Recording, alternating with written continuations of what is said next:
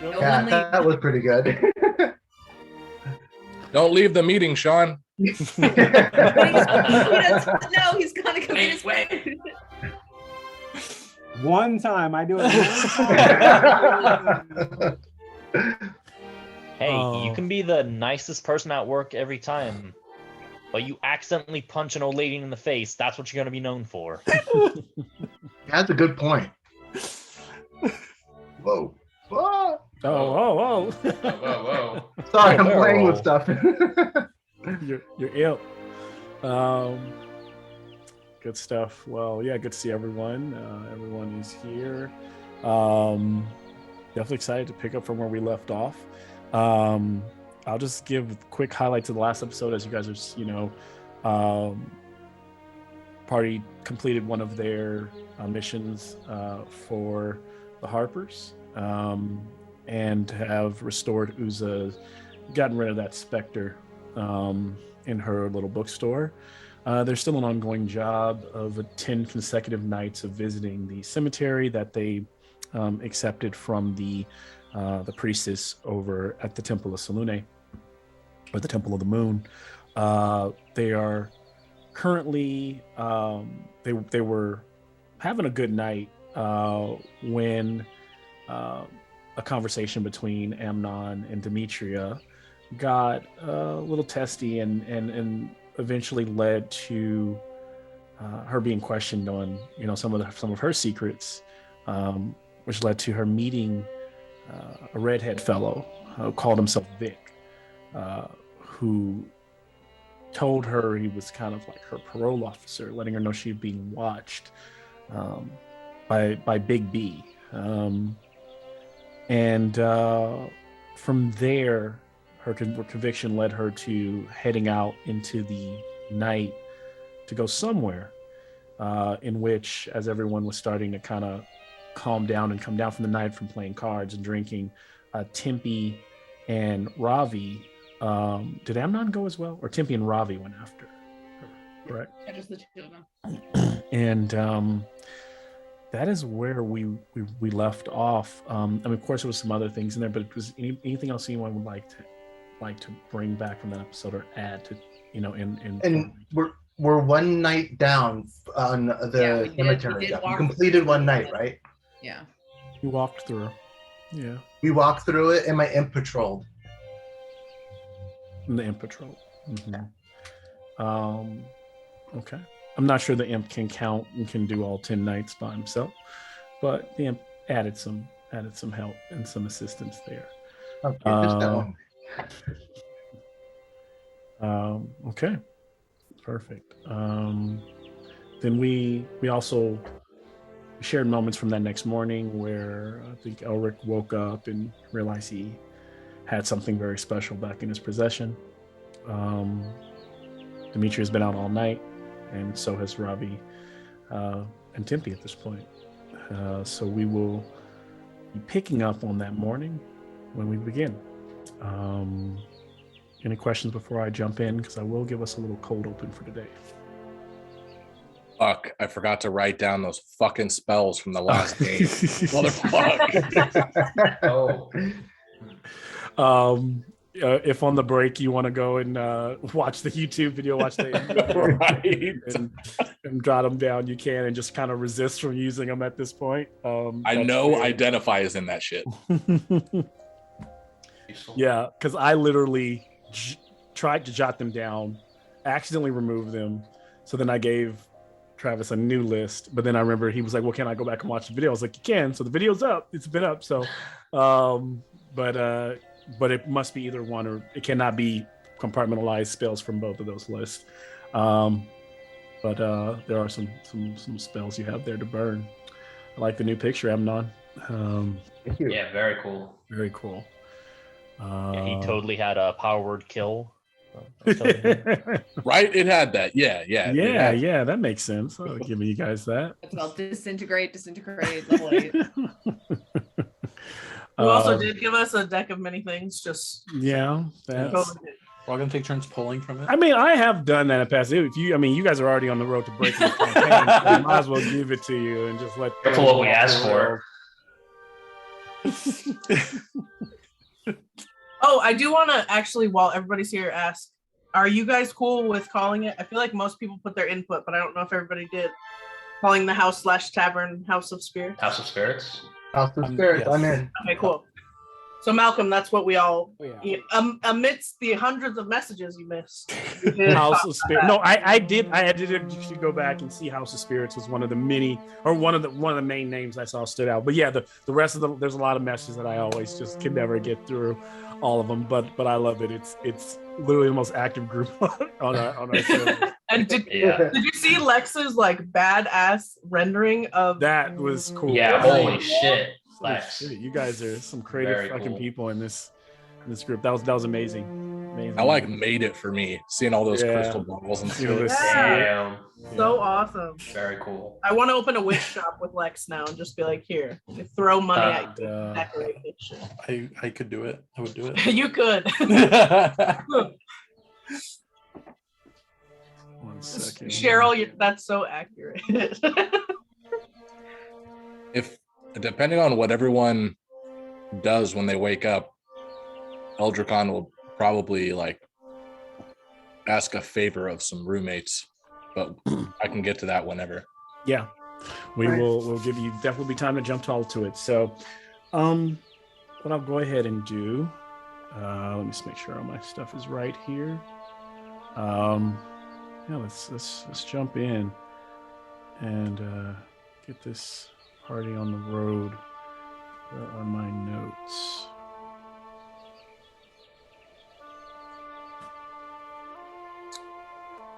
So, should be able to hear the breeze or the slight breeze and the birds chirping.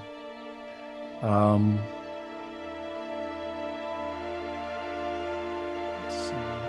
Bring the music down a little. And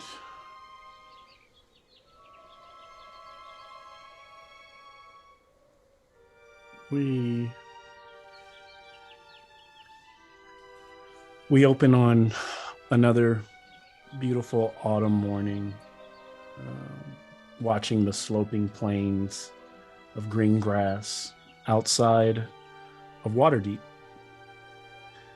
Waterdeep itself looms in the distance, this city hugging the blue sea. And Vic walks, taking in the sights, still chewing on a straw pulled from his hat. He walks up a hill to where a heavily shrouded and hooded figure sits under an apple tree, kind of casting some shade, some shadow over the figure. Hey, buddy. Top of the morning to you. I've been walking all night, thinking about Big B and his plans. I visited that tiefling. What a load of shit. If you would have met this wench back in the day, you yourself would have beheaded her, lopped the head off, and you'd have done it in the name of justice. And now I've got to babysit a criminal. She's not even the worst.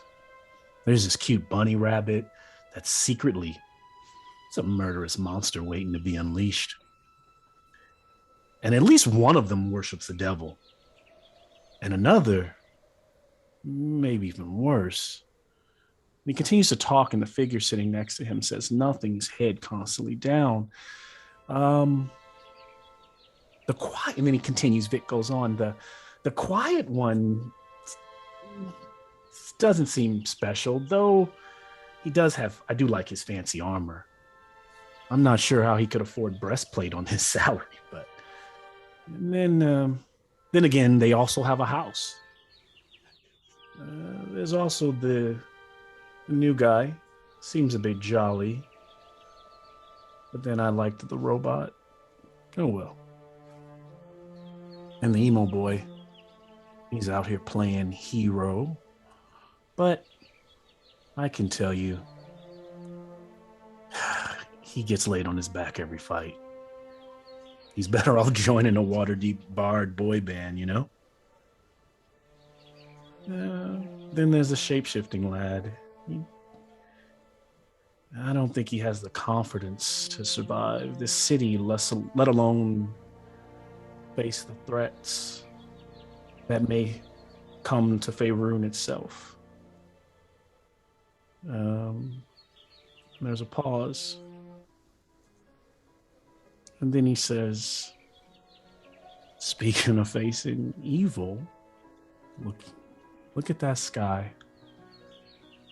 To think that it would been all bleak wastelands, dragon spires, and stormy skies if it wasn't for you and yours. Pointing at this figure. Big B's chosen made this possible. Oh, what transpired that day? A day that never happened. It's given us a second chance. We shouldn't mope about. It's hard to see that this new group is supposed to take up the torch and stand in the gap of what you did and your group did. I know that day changed you. And I know it's hard knowing things to come, but Big B's got it all worked out. Yeah? Kind of touches the figure on the back. It can't get any worse than that day, right? Just think of how much worse it would have been if you would have lost that fight. And the figure, quiet, adjusts his head, looks directly at Vic. That heavy hood, and out of it, a black snout protruding and these gleaming radiant eyes like gold sparkling in darkness. Kildren looks at Vic, and it gives the angel a chill. You did win. You did win. Right? Right? And as we kind of pull back, Kildren continues to stare. Vic feels uneasy, and they sit under a tree, under the beauty, as Vic nervously takes a bite of an apple and shuts up. I will then, before we pick up where we are, share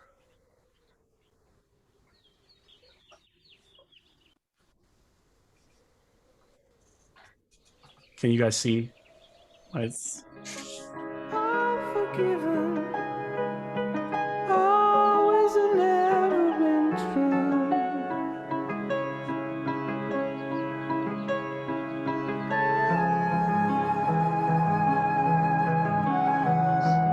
When I arrive, will you come and find me?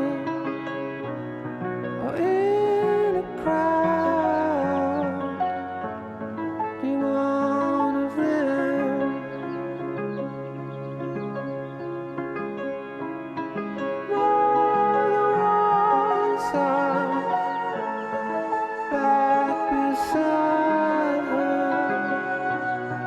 No tomorrows at peace.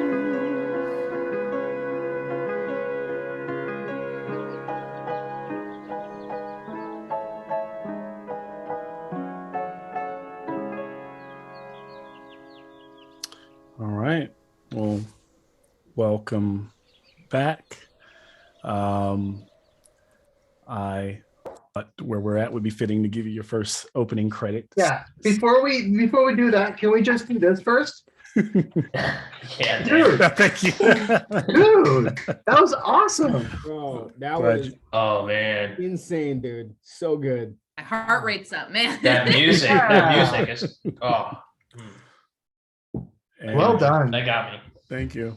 Well done. Um, So Just to start. So Amnon. first, what sorry. I'd like to share. No, you're fine. It's is we pick up on it. This is before even the party has woken up. This is probably right as the sun is starting to crest the horizon, and as the birds are beginning to sing in the morning hour, Demetria is leaving that room, that little place in the alley. We don't know what transpired beyond that door. We don't know what she saw or who she talked to. But who is there and sees her is Tempe and Ravi. Now, I will imagine that as they talk, unless they say otherwise, they're probably headed back towards Troll Skull Manor. And so as they're walking, then as the sun is beginning to come up, people are starting to come out on the street of the alley which is really just a kind of a, it's called an alley, but doesn't quite feel that way when all the hustle and bustle is going as people are starting to wake up and open their shops. And so I'll turn it over so that now whoever's doing whatever inside the house waking up is kind of coinciding with Demetria and Ravi and Tempe arriving outside of the house. I'll turn it over to you all. Okay. Amnon is in the bar. He is asleep on a table with his contract in front of him and his hand on his imp. Amnon's been trying to read his contract all night, but he can't. And so I'm still sleeping. I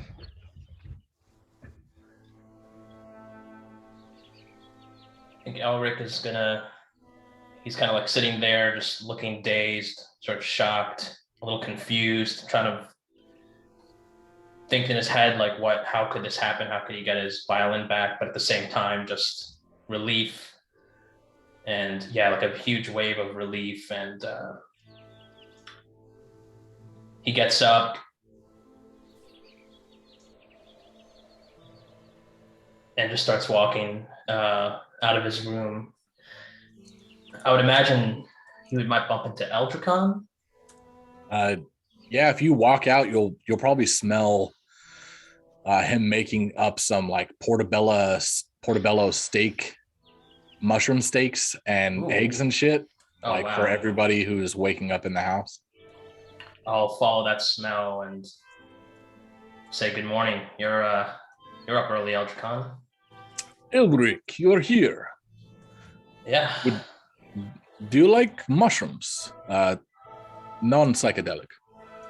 That sounds great.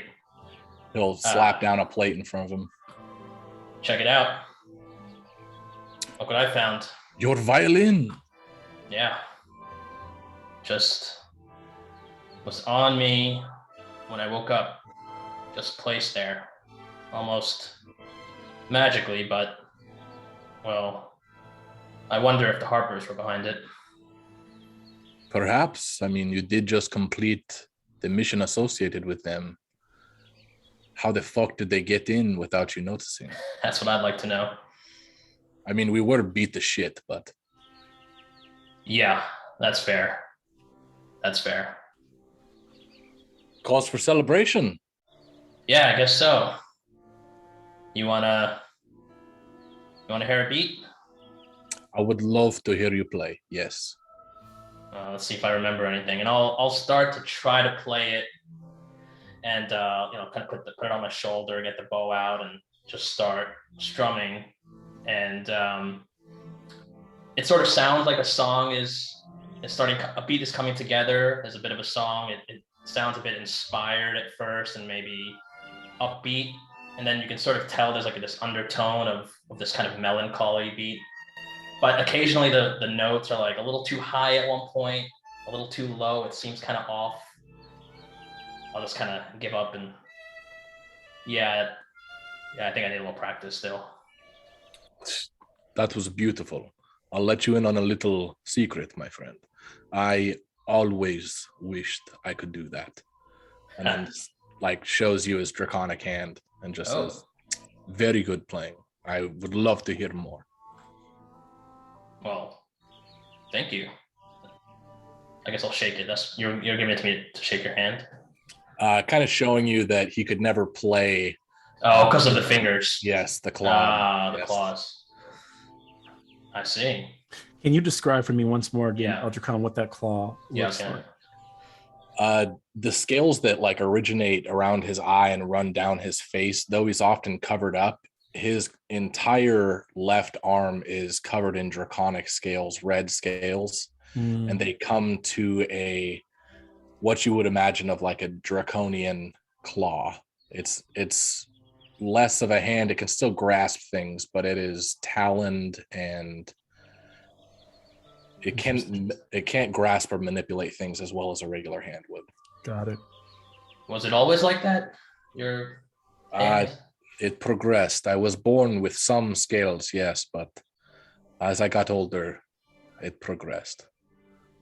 Is it still progressing? No, it stopped when I was around maybe 13 to 16 years old. Amnon's gonna walk in. Morning. Eh, Look what I found. I just smell of booze right now. I'm gonna slap some food in front of you. My eyes sparkle, and I'm gonna nod in your direction. I'm gonna turn over to or am I like, is that the violin you're looking for? That's it. That's the one. Is that what I Behind heard earlier? Behind you, these mugs are something you can smell like a coffee brewing, and eventually these mugs fly over to the table and boop, boop, boop, sit around all of you. Lift doesn't know how to make breakfast, do anything but drinks, so of course they are Irish coffees and they're spiked pretty strong. A little like you're the whipped man. cream on top.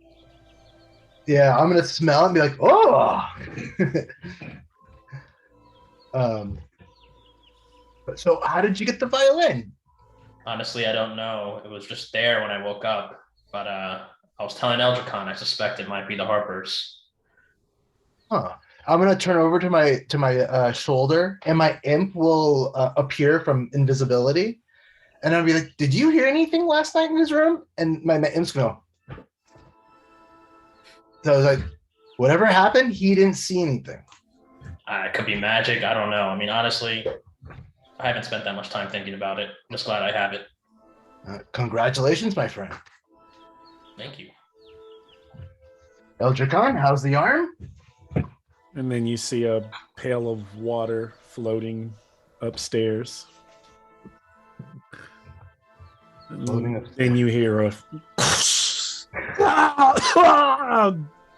from up.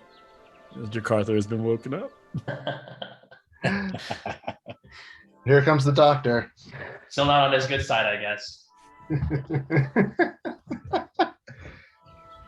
Will there ever be any appeasing of that man? You might just need to pay him more. I don't know. I like this house more and more every day. What do you mean? He gave you a bath. Do I smell that bad? Yeah, where's Burfoot right now? She's literally doing her morning ritual with Rom, which is like putting a little like salve on his nose and like keeping him like, keeping his scales fresh, and she's very attentive to him, like very much like it's like very much a morning ritual. And if anything, she probably heard that and would probably peek out and just like giggle, because her and Leaf are buddies now. So, and she definitely would want to get his opinion as well on House of Spirits and see how he feels about that.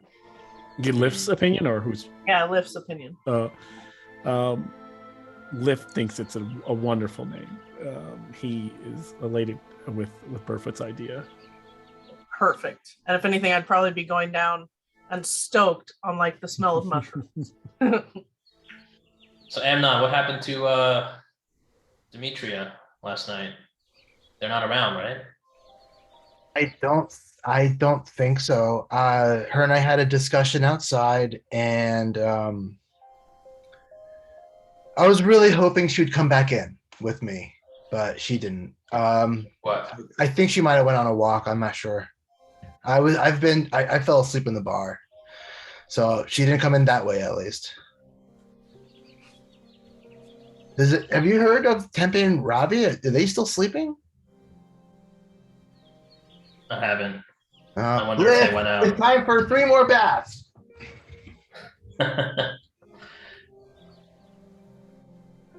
What did you say to her? I mean, was it serious?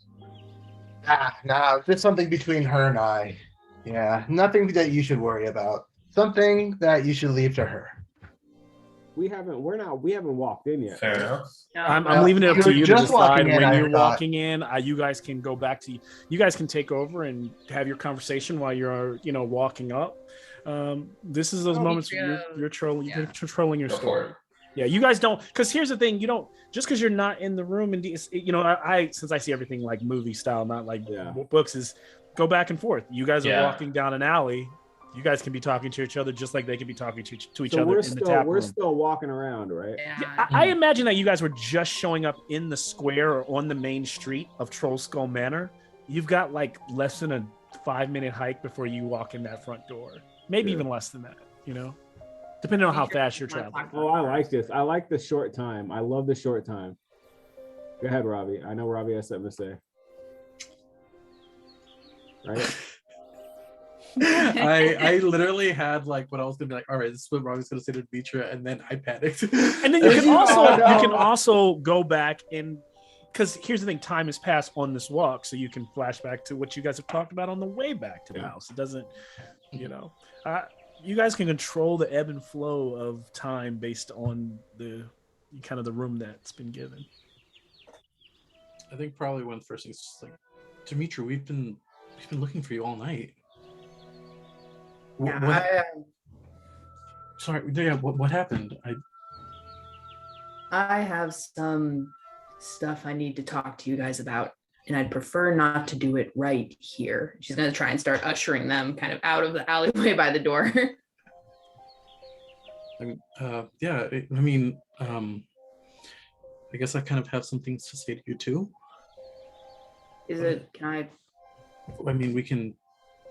Maybe we can get back to the house and discuss it there. Well, because I want to Tempe tell looks you guys awkwardly first. at them. Tempe's like awkwardly in the middle as they walk. And he's like, there's a lot of people at the house. Well, I need to talk to them too, but I want to talk to you guys first because I haven't been totally honest about the situation with me in the city, really. This goes back to even before you and me met, Tempe, but I didn't want to, first of all, I shouldn't have not told you. I should have told you before we came here because here I thought, I could somehow avoid it, but turns out even hanging out with Amnon away from all of my old haunts isn't going to keep me away from this stuff. But I'm not a good person. Or I wasn't a good person. I did something really awful the last time I was in the city. And there's no excuse for what I did, and there's no good reason, and I have to carry that. And I didn't want to tell you because you two were the first people I met who didn't know me before, right? There's the Demetria before, and then there's me now. She kind of gestures at the shield, because what I did before, there's probably a bounty, but there's definitely a death sentence waiting for me for it. And me and 2 other people, we skipped our date with the noose. And I just learned where one of those people is. And it's not you, right? You guys we've been through a lot. We've helped each other out. But this might be something where I need some backup. And there's, right, there's everyone back at the house. I'm planning on asking them too, because they seem like at least they're hungry for coin. But right, you two are good people, and I'd appreciate your help on this one.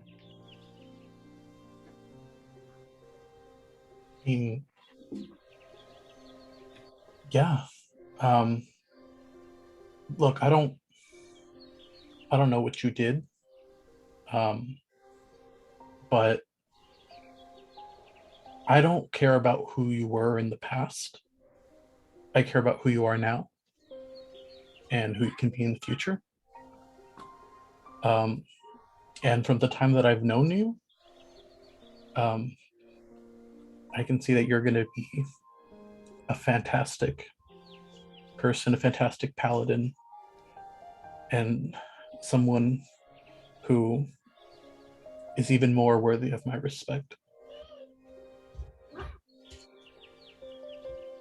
And that's why I have a secret I guess I've been keeping from you too. Is it all right if we like step into an alleyway real quick? I just don't want to scare anyone. You're walking almost in nothing but alleyways at this point on the way back, kind of cutting across different places so that you're in an alley. So I just like kind of like pull them in, and I'm gonna shift. What does it look like when you change again for them, Ravi? For them, it's a little. It still has that same kind of like shimmer as he like slowly like his body transforms, but he's very like he just kind of looks down. He keeps his head down. He doesn't want to look up. He's like afraid of what the response could be. How does Dimitri and Tempe react? He's looking down right now? He's looking down, but he's transforming for your eyes. I think Tempe kind of goes almost like a half kneel and lifts his chin up. Yeah, Dimitri is also trying to catch his eye like, huh?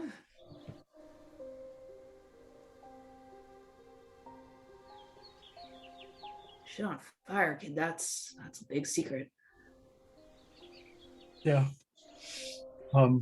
If you remember when I told you about how my parents took off, this is why. Fuck. She's like reaching, kind of like she doesn't know whether it's okay to like touch him. Like, it was patronizing, about to pet my friend, but I think like you like go to reach out and he just kind of like winces back like a little bit, but he like relaxes again. Oh, kid. Right. Sorry that you thought you had to keep this from me. I guess I didn't, but the fear was there either way. Because the last thing I want to do is, lose you guys. Kid, look at me. Kid, look. Right. The last thing on the world that I'm ever going to do is not protect you. Like I said, I'm the one that's right. I'm the one that's done some shit I'm not proud of. I'm the one that's got debts need paying. You're a good kid. And if you're okay with me being who I was, look, that's nothing, right? You're Ravi. You're my kid. Okay? I'm gonna give her a hug. Yes. She's gonna ask for one, but yep. She's like going up like, oh shit, okay, big kid. Big kid. Tempe starts to click his tongue a little bit. Like, okay, come here, Temp. No escape. No. Escape. He goes, wait a minute. He goes,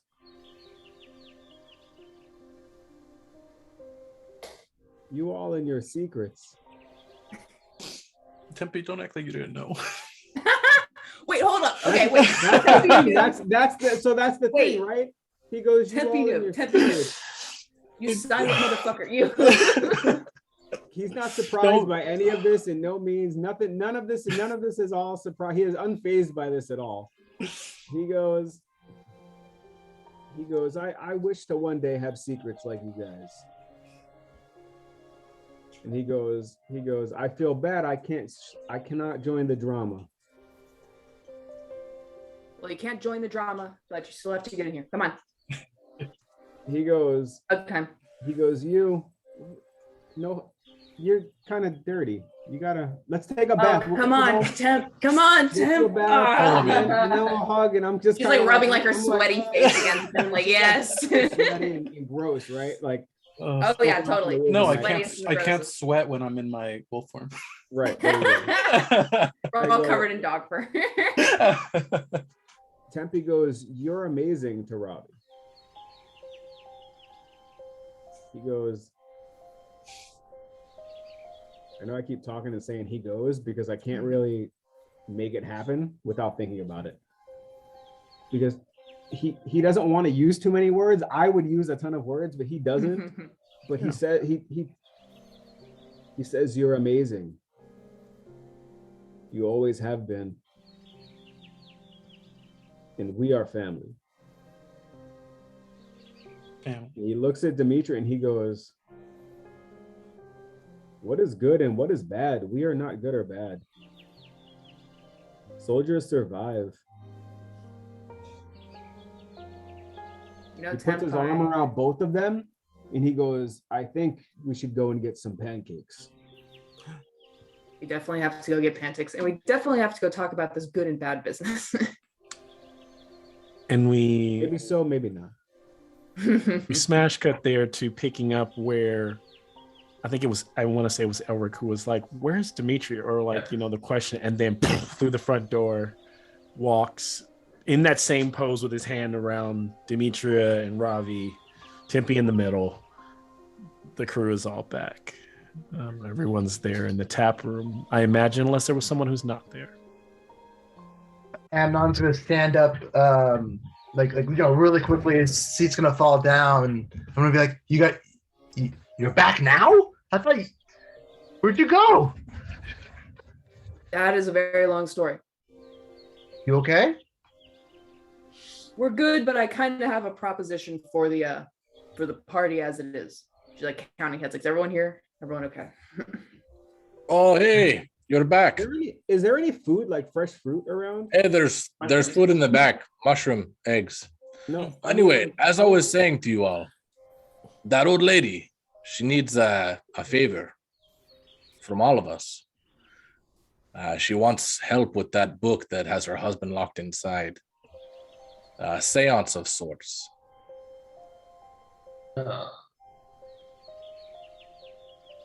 Her foot is what about our buddy? She I is look at so Robbie down. and I go, I'm not doing anything till we have breakfast. Amnon, this feels like your cup of tea. Yeah. So if Eldricon, I have your back. So we will take care of this for you, Eldricon. Demetria, you had something for us? It's half job, half favor, right? Because I know we have this thing going on with the kid at the temple and the graveyard. Sounds like we have this book business. So I don't have a lot of coin, and I don't know if there's going to be a lot of coin, but all right, how to start this. So about last night, and the good doctor here very helpfully confronting me with some demon secrets. Speaking of which, I need to read that thing for you. I haven't told you about it yet. You don't know about it. Oh, no, I didn't. Okay. So before I was part of this situation, I and a couple of old friends, coworkers of mine, we did something really awful. And we ended up jumping a death sentence over at the prison. So that's also, by the way, out there. That's why I couldn't really talk to the guards earlier.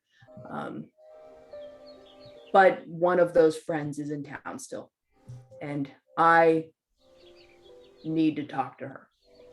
I need to talk to her at least. I need to turn her in at most. And she always was a little higher up the totem pole from me. So I would appreciate having some backup.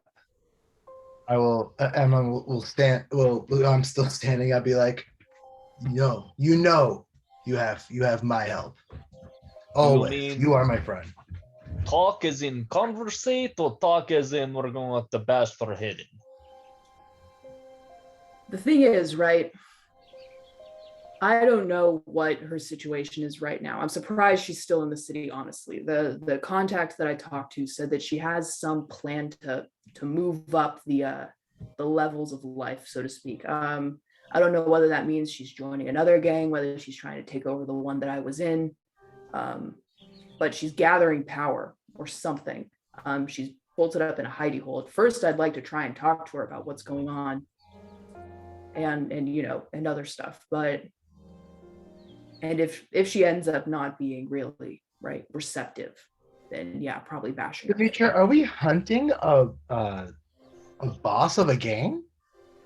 Not a boss, no. She was one of the top underlings out of, right? I was a goon. Full admission, right? I was a goon. I didn't know anything. They didn't tell me anything. They barely paid me. She was a little higher up.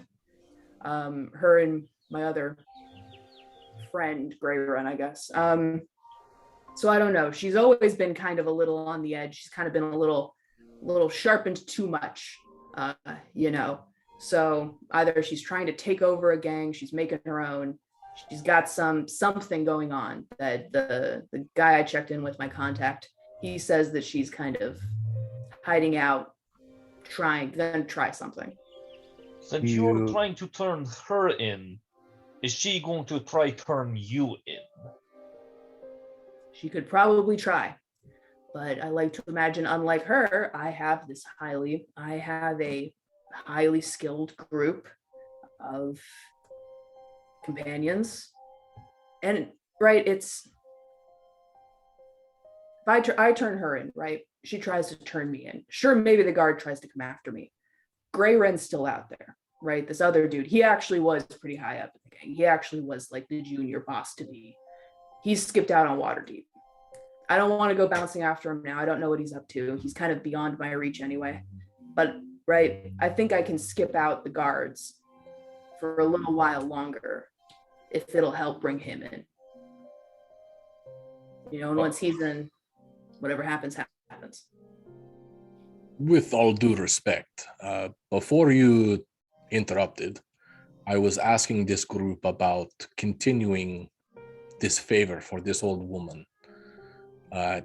Your personal stuff is your personal stuff, but all due respect.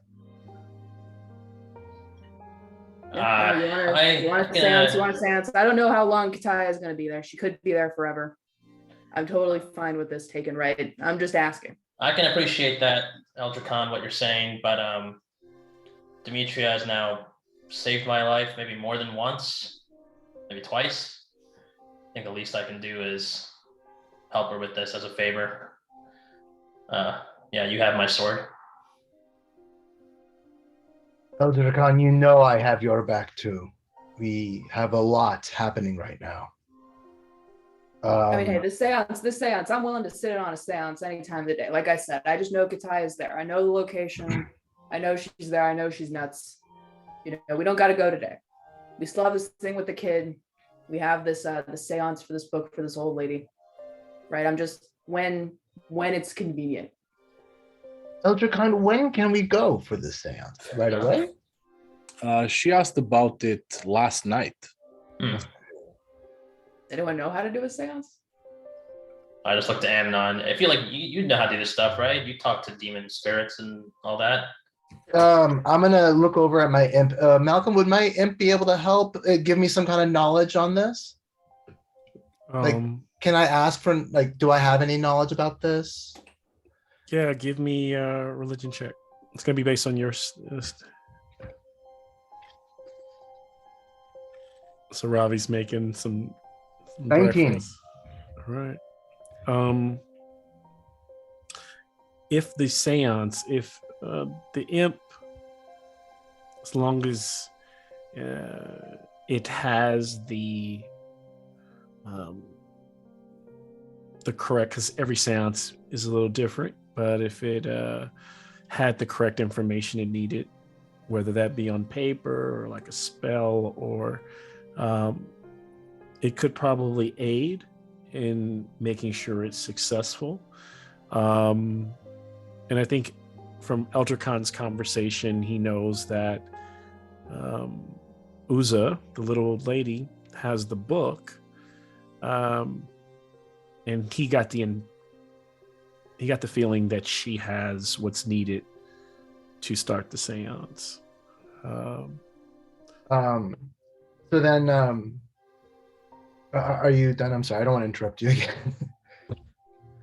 I'll look over at my imp because I'll be talking to the imp telepathically, and then I'll look over you and I'll be like, from what I've heard, it looks like we have everything we need. We can go take care of this, and then Demetria, if you don't mind, you can take care of the seance.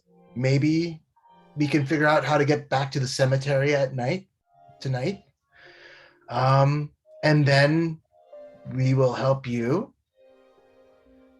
And then I guess since we're asking for favors, I have to show you guys something. So I'm gonna look over at my imp and be like, show it to him. And he's gonna produce a contract full of I can't read it. I don't know. To me, it's scribbles. And I'd be like, this is my contract for my soul to a fiend. I don't know who, but this is where I get my power from. What language is it written in? I don't know. Wait. So also this fiend person, right? That's the one that spilled the beans on my situation. Yes. Okay, creepy. Let me take a look at this. Yeah, Malcolm, have you chosen like what language it is? I speak. I have. Okay, let me tell you my list of languages. Hold on. Well, D&D Beyond takes 5 million years. My list is much shorter. Common and infernal. If it's infernal, I can read it. Common, Draconic, Elvish, Gnomish, Goblin, Primordial, and Sylvan. As you glance over it, Burfoot does not understand anything. Dimitri, on the other hand, looking at it, realizes that it is in fact infernal, but it is not the infernal that she knows. It is an old like version of the language. It's like grandfathered infernal, right? It's like so, Canterbury Tales. It's so broken. It would take her probably multiple days, maybe even up to a week, to discern what it all really means, especially in the way sentences are laid out and things like that. It almost seems like it is meant to be confusing. It is confusing for the sake of being confusing. Legal speak. All right, I got good news. Take legal speak and then add the jargon of an age-old fiend or demon kind, devil kind from long ago. All right, Doc, I have good news and I got bad news. Good news is this is infernal. I can read it. Bad news is I'm not exactly high on the book learning ladder so far. It's difficult for me to make out. I'd have to stew with this for a while. Would Leaf be able to read it? Who's this? Would Leaf be as it's held out to Liv, he kind of materializes and looks over it and he goes, kind of gives shakes and kind of fades away. Like, no, can't read it. You're all standing there. Demetria, I appreciate it. Let's go and do a seance.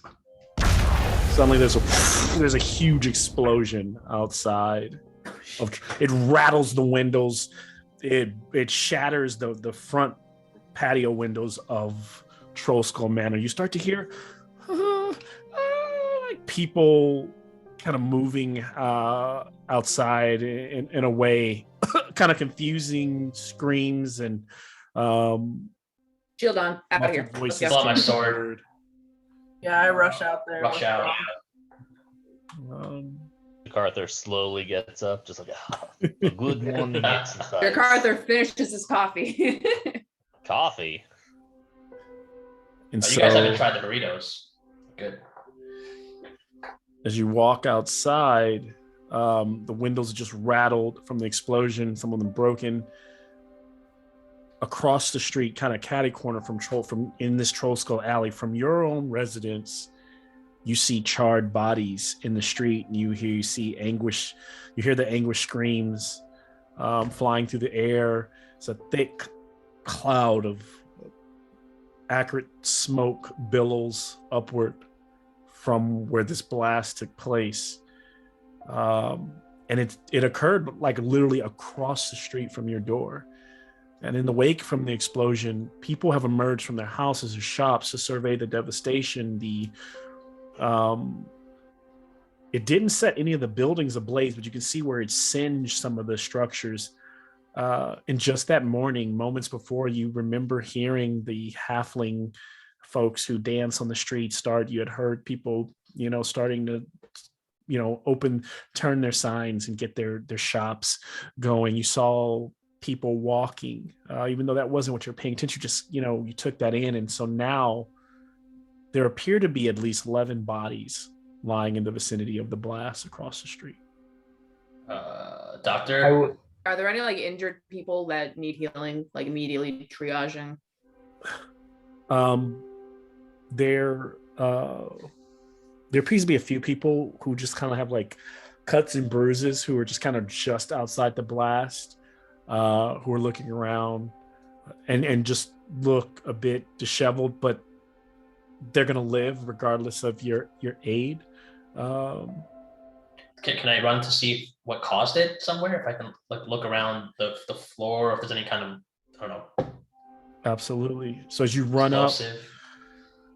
up, you look around as you give me an investigation check, Elric.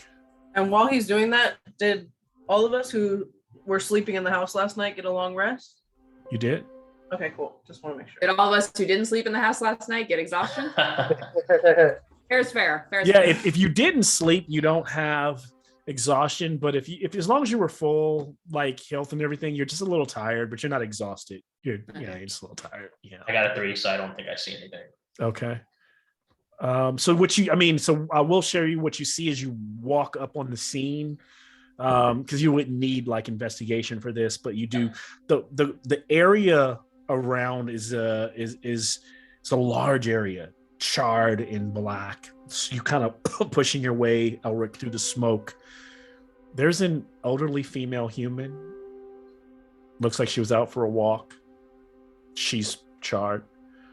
2 cloaked humans that look like they're clad in leather armor. You can see the still you can still see the handles of their sheathed long swords. They look like they may have been together. There's 2 female humans and 1 half elf dressed in plain clothes. They're gone. His body's smoking. And then there's a male gnome, small little fellow, wearing a burnt cloak, clutching a dagger. He too is expired. And then 2 female halflings, one of them holding a flute, the other the fiddle next, charred next to their hand, and 2 male halflings who look like what they were dressed like dancers as they are contorted over all bodies. Is the gnome the only one with a weapon drawn or something? The gnome is the only one with a weapon in hand. In hand, right. Small dagger, clutched. It was clutching when he died. And what the what 2 exactly exploded? Was it a building or? The middle So of the the- street. I can't The tell. building didn't. The building didn't. No buildings. All the buildings look intact. Though, like it seemed to. For example, if it's the middle of the street, it's across the street from you all. So the street on the other side is kind of blackened and kind of singed from the blast. But the structure remains. You can see a couple embers from where it burned, but it seemed to. There's a blast radius of about 20 feet, like in terms of the charred black area. As others. I don't know who else might be approaching, or if you guys are just kind of standing on the porch looking out as little, Elric is, not a little, I want to say little Elric. Elric is not, it's like He's not Quidrich. He's not Quidrich. As Elric is out there kind of walking around, surveying the scene. Elric, since you did get a 3 on investigation, but you are out there, you're the one closest to, give me an Arcana check. Okay. Oh. Let's say Jakartha's also gonna see if any of them are actually alive, and if they're like alive but like almost dead, he's probably gonna mercy kill them. Jeez. No! Thank God they are all We were dead. healing- we were healing them. You live Like, in I a world with magic. If they're alive, Jakarta goes up to like someone who has like a little cut right here. All right, let's go. in a world with magic, if people are mercy killing, you got it. Oh, we got But no, it's like Monty Python. I feel better. He's like putting him in the body. Yeah, right. No, he's dead. No, he's dead. I got a 6 on Arcana, so I can't. Oh my gosh! Yeah, I'm all rolling right. really low today. Yeah. You Throw see those him dice turn around and away. be like, Game. The rolls in this game are either really, really good or really, really bad. I'm just gonna mention Or- to Amnon or something like this Can- guy has a dagger drawn. Maybe he saw In- something. I don't insight know. check from everyone.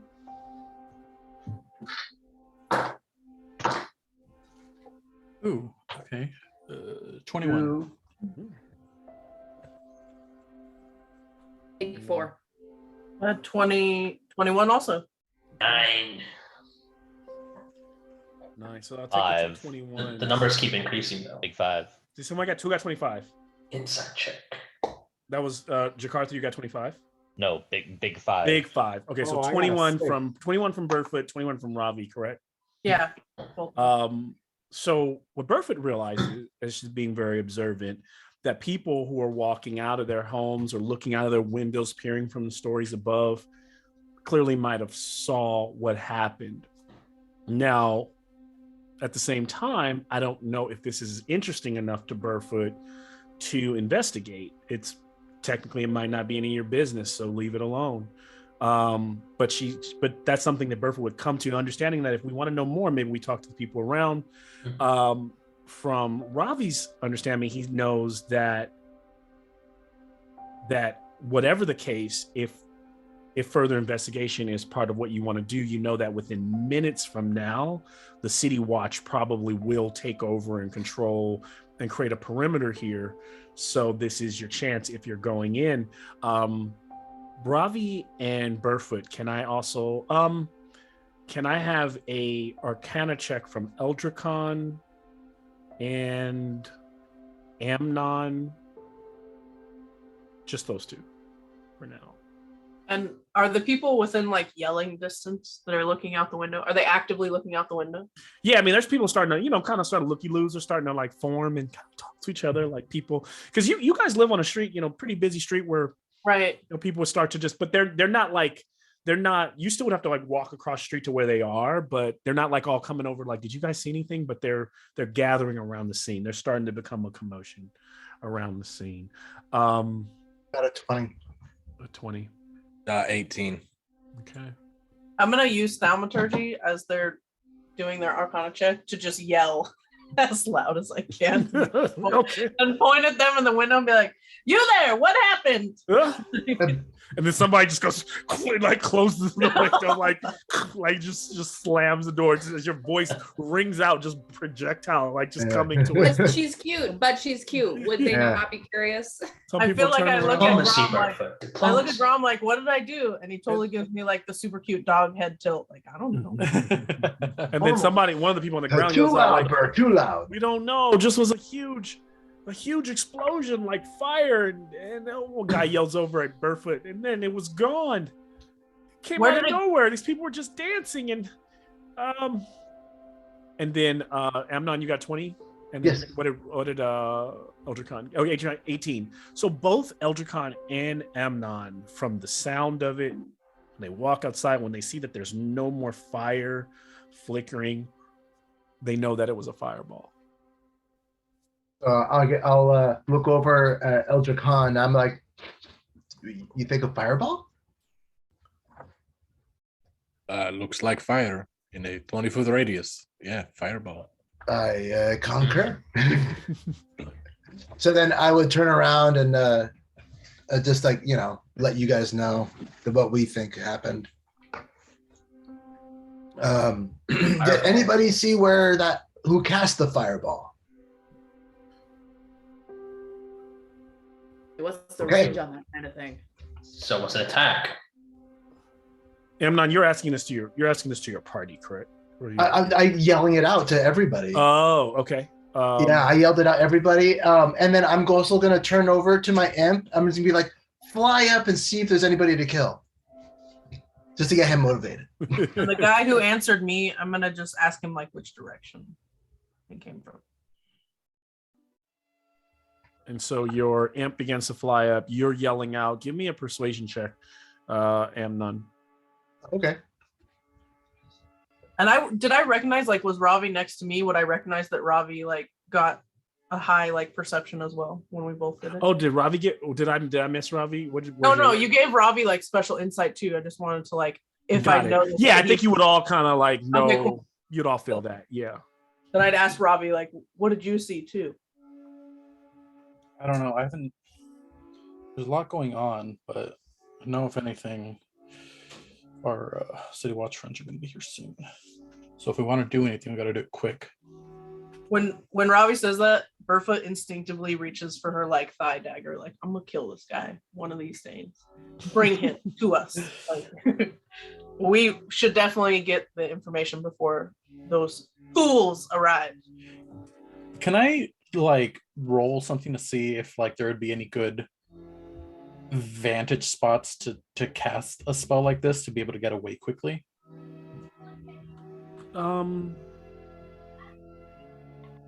For whoever cast it, right? Yeah. Like, I'd Without be like- even needing to make a check, as you look around, Ravi, the rooftops of Trollskull Manor are all 2 to 3 stories high, all kind of leveled rooftops that could easily be hot between each other without making, unless you really fumbled it. Now, here's the thing: a spellcaster, you do think, probably isn't going to be seen, scouring around the rooftops, but or they just cast it from the ground and ran away without making a roll. You might have to investigate a little. Why? These guys are performers, right? Like, What do you mean? their music was that bad. Well, one of these guys. Has everyone approached the? Yeah, Dimitri. Or are was you guys triaging still like them. all back, kind of like at the house? Have you guys all approached the scene, or Yeah. Dimitri. I'm there. Dimitri's still back? Okay. I got rolled a 21 for the persuasion check. Okay. And so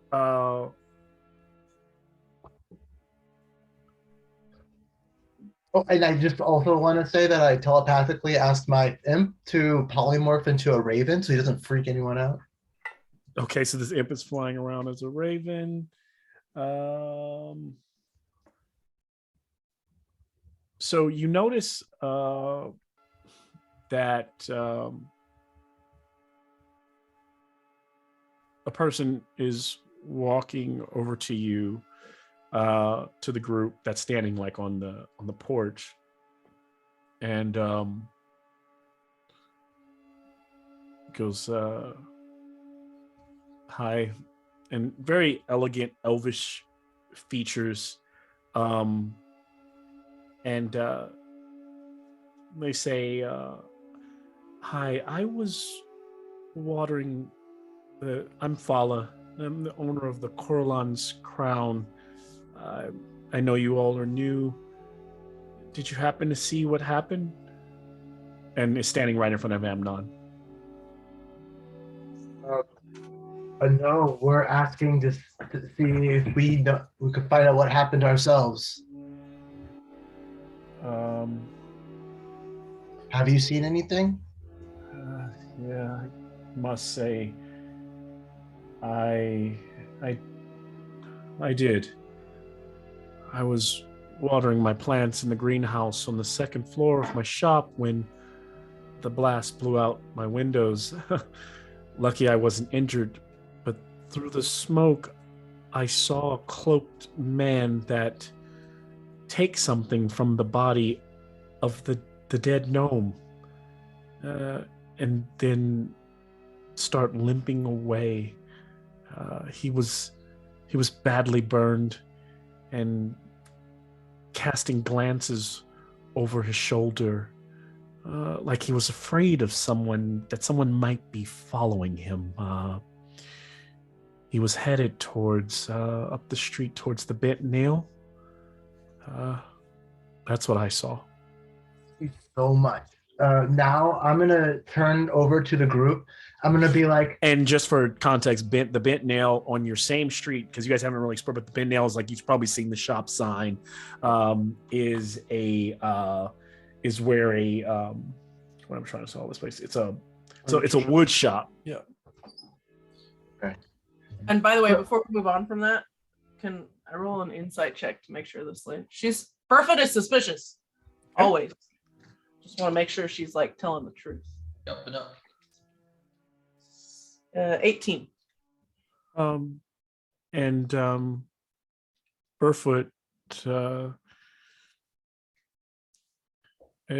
you look at them. They seem very clear that the convention in their face says, says that they're telling the truth. Okay. so, all right. I go check out the gnome's body really quick. Vala kind of drops away, kind of looking a bit shaken, as Demetria begins to walk over. Someone says as Demetria is walking over to the scene. This is all happening like maybe a minute or two at tops has gone by. You're starting to hear these sound alarms and in the distance that you know is the city guard and their wagons as Demetria approaches. Investigation check, Demetria. And actually, before you actually make any rolls, what are you looking for? Maybe describe what you're, or do you need me to share more about what I had shared before? Like, is there anything you're looking over the gnome?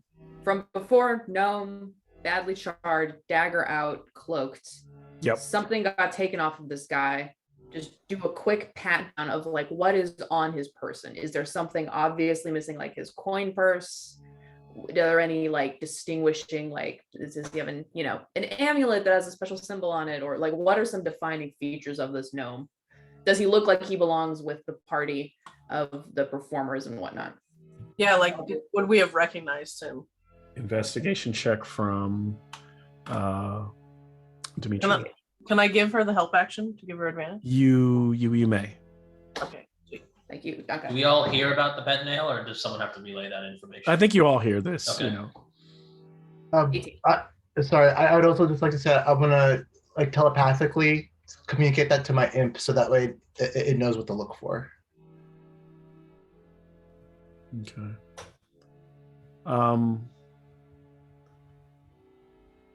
What did you get, Demetria? 18. Thank you for 18. the help action.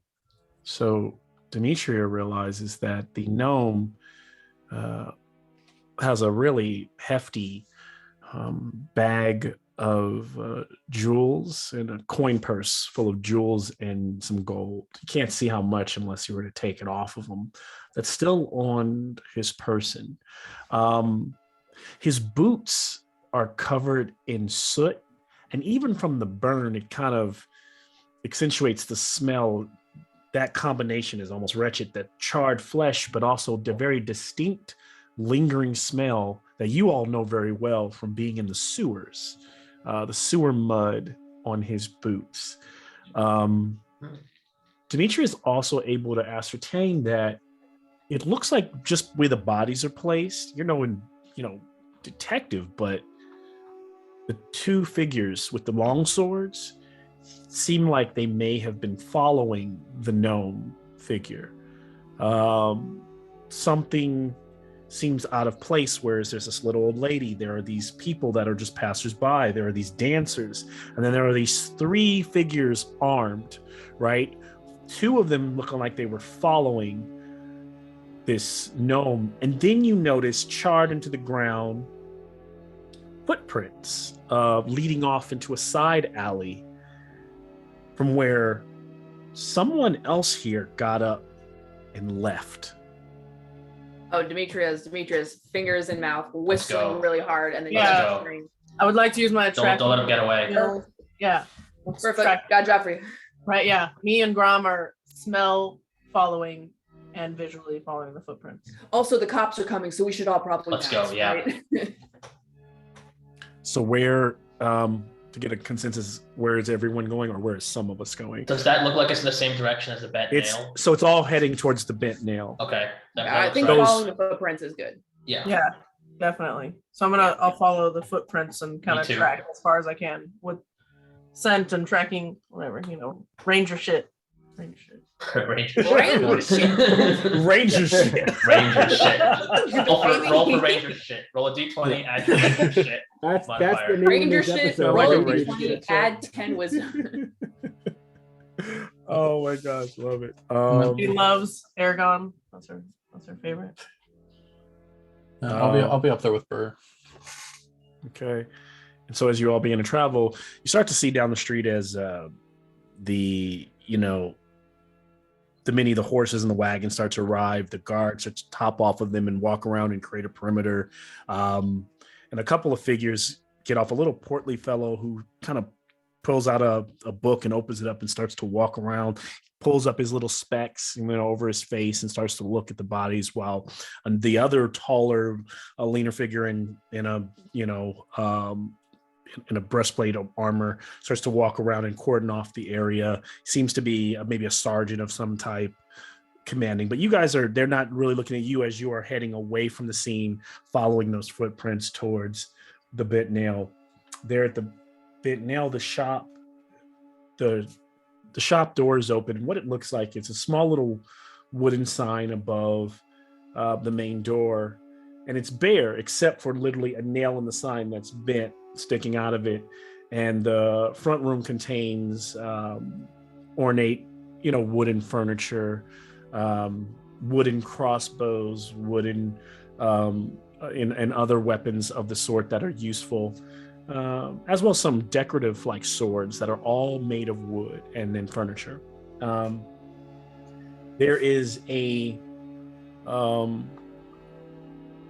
lean, kind of brown-skinned elvish fellow with black hair, kind of tousled, kind of a mess, like maybe have just woken up, and he's leaning against his frame, looking out at the guards, of course, like everyone else, just kind of trying to kind of looking in shock, like, whoa, like, almost that look of like, how did this happen here? He is in the doorway of the residence as you approach. You said it's an elvish figure? Yes. That's just looking out. Elvish guy. He's got a little goatee. He's got a little brown skin, Okay. curly, kind of tousled hair all over, and he's just kind of looking out. I'll just ask, did you see anyone come this way? Hey, yeah, I did. Why do you ask? You with this? You with the city watch, or seems to be maybe like a little guarded at the moment? No, well, I think a friend of ours just kind of ran out of there, kind of scared. We just want to make sure he's doing okay. Left the Sure. scene, so just want to make sure he's okay. I think he might have gone this way. If you happen to see him. Yeah, if someone injured, right, like Healy hands all day, all the time. Got it. I saw. Honestly, I heard someone run by before, I heard the blast and an explosion. Actually, I'm sorry, I'm a little muddled. This is a crazy morning. It's kind of hard to take in. Hi, I was standing out here. I was just finished sweeping, and the blast went off. And from the smoke, I had turned my head away, and from the brightness. And when I looked back, I noticed a man. You said that someone come by here. I want to tell you, I remember kind of leaping back I didn't know if there were going to be more blasts, so I ran back inside my shop, and I remember hearing someone very distinctly heavy boots running by. Their gait was they seemed to be limping and breathing very hard, and I remember thinking, whoever this person is, he might have been a part of the explosion itself. But before I ran inside, I can't help but remember seeing a shape of a man on the roof above. But it wasn't a man. It's really hard to explain. It was a puppet. It was a metal armored puppet like man on the rooftops. Oh no. And I remember sweeping and looking up and seeing this metal man, and he hurled something down. It was awful. I saw those halflings burned alive. I saw them. I don't know what it was. Yeah, I know it's horrible, but yeah, we just want to make sure our friend's okay. The other guy, the heavy boots, sounds like it might be him. You know where he went?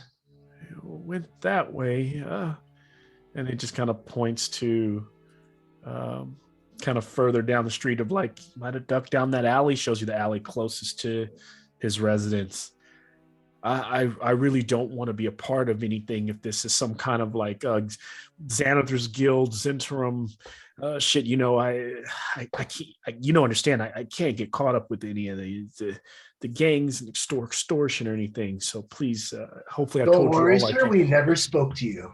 Okay. Yeah, you never saw us. Don't worry. We never spoke to you. We appreciate your work. I'm going to telepathically ask my imp to fly back to me invisible. Nice. Can I roll an inside check on this guy? Okay. Inside check, Burfoot. Inside I appreciate you. I love it. 26. Oh shit. Oh my God. You're reading his thoughts. He names himself as Talus Ulvanar, but he goes by Tally. And he says it's nice to meet you. And after talking, after he kind of calms down, he starts to realize you guys live at the end of the block. And you're in the Troll Skull Manor. Yeah. Maybe. Okay. Well, it's called House of Spirits now. House of Spirits. Excellent. If you're ever looking for any work there, woodwork wise, or you're looking to furnish it with new furniture, I'm your guy. Let me know. And by the way, all of my bows, weapons of such, or pole arms, are half off. Of course, I don't make the tips, but you'd have to go to to Steam and Steel for that. But I stand by the craftsmanship on my wood. And then he realized he's selling in the middle of catastrophe, and he's like, I'm sorry. I'm sorry. It's just a habit. Perfect. Immediately changes her mind about him at half off. He's immediately like, okay, he's chill. I know. Love it. Do we need a coupon code, or do we just come talk to you? Just come talk to me. You live Okay, on the block. okay. No coupon codes. He kind of looks around and goes, I know you all now. I won't forget the faces. Amnon's going to start running to the alley he pointed at. Don't forget our faces unless the guards ask, in which case forget our faces. So who's as Amnon runs through the alley and everyone kind of like, can I have survival checks from Yes. everyone? Are you just making us roll because we're talking too much? No. You guys are in full investigation mode. So I'm using my inspiration. I rolled a 30, 20. 20. Okay. 13. Oh, We're on the case. I got a 19, Malcolm. Okay. 15. I also probably should have shared back. I think that might have been Demetria. You also noticed that one of the dead male humans had the one of the arms that wasn't charred had a black winged snake symbol, which you've clearly come to know as the Zentrum Black Network tattooed on his forearm. That's one of the guys that was following the dead gnome. That was one of the guys who was following The two swords guys. Okay. which makes you all feel like whoever this person who got up and ran away, because based on what Fala said, someone ran away, it's probably likely to assume it was one of those. There might have been three and one of them got away and you're trying to track that one. Now those three were following this gnome, right? But then it seems the fireball itself came from above, from the metal puppet man.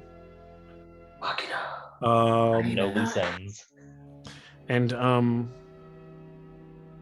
so the highest roll in survival was 22, I think. 22. From Yeah, for sure. Arthur. I rolled a 20, but I did get a 22. I rolled a 19 and got a 22. That 22, you run a couple of more alleys, a couple more blocks, and then the trace goes cold. Whatever the soot was on the boots, it just eventually wears off. You find yourself in an intersection in just a random part of the street. All of you kind of looking around is a part of the street that's, part of the city now that's just just a few blocks away in such a big city. Some people aren't even talking about, these people are just going about their business. The fact that there's even a black smoke is now starting to turn to white smoke a distance away. To continue, because you're losing the trail, one of you would have to make the check and be successful. Whoever has the keen sense to try to pick up on something outside of sight.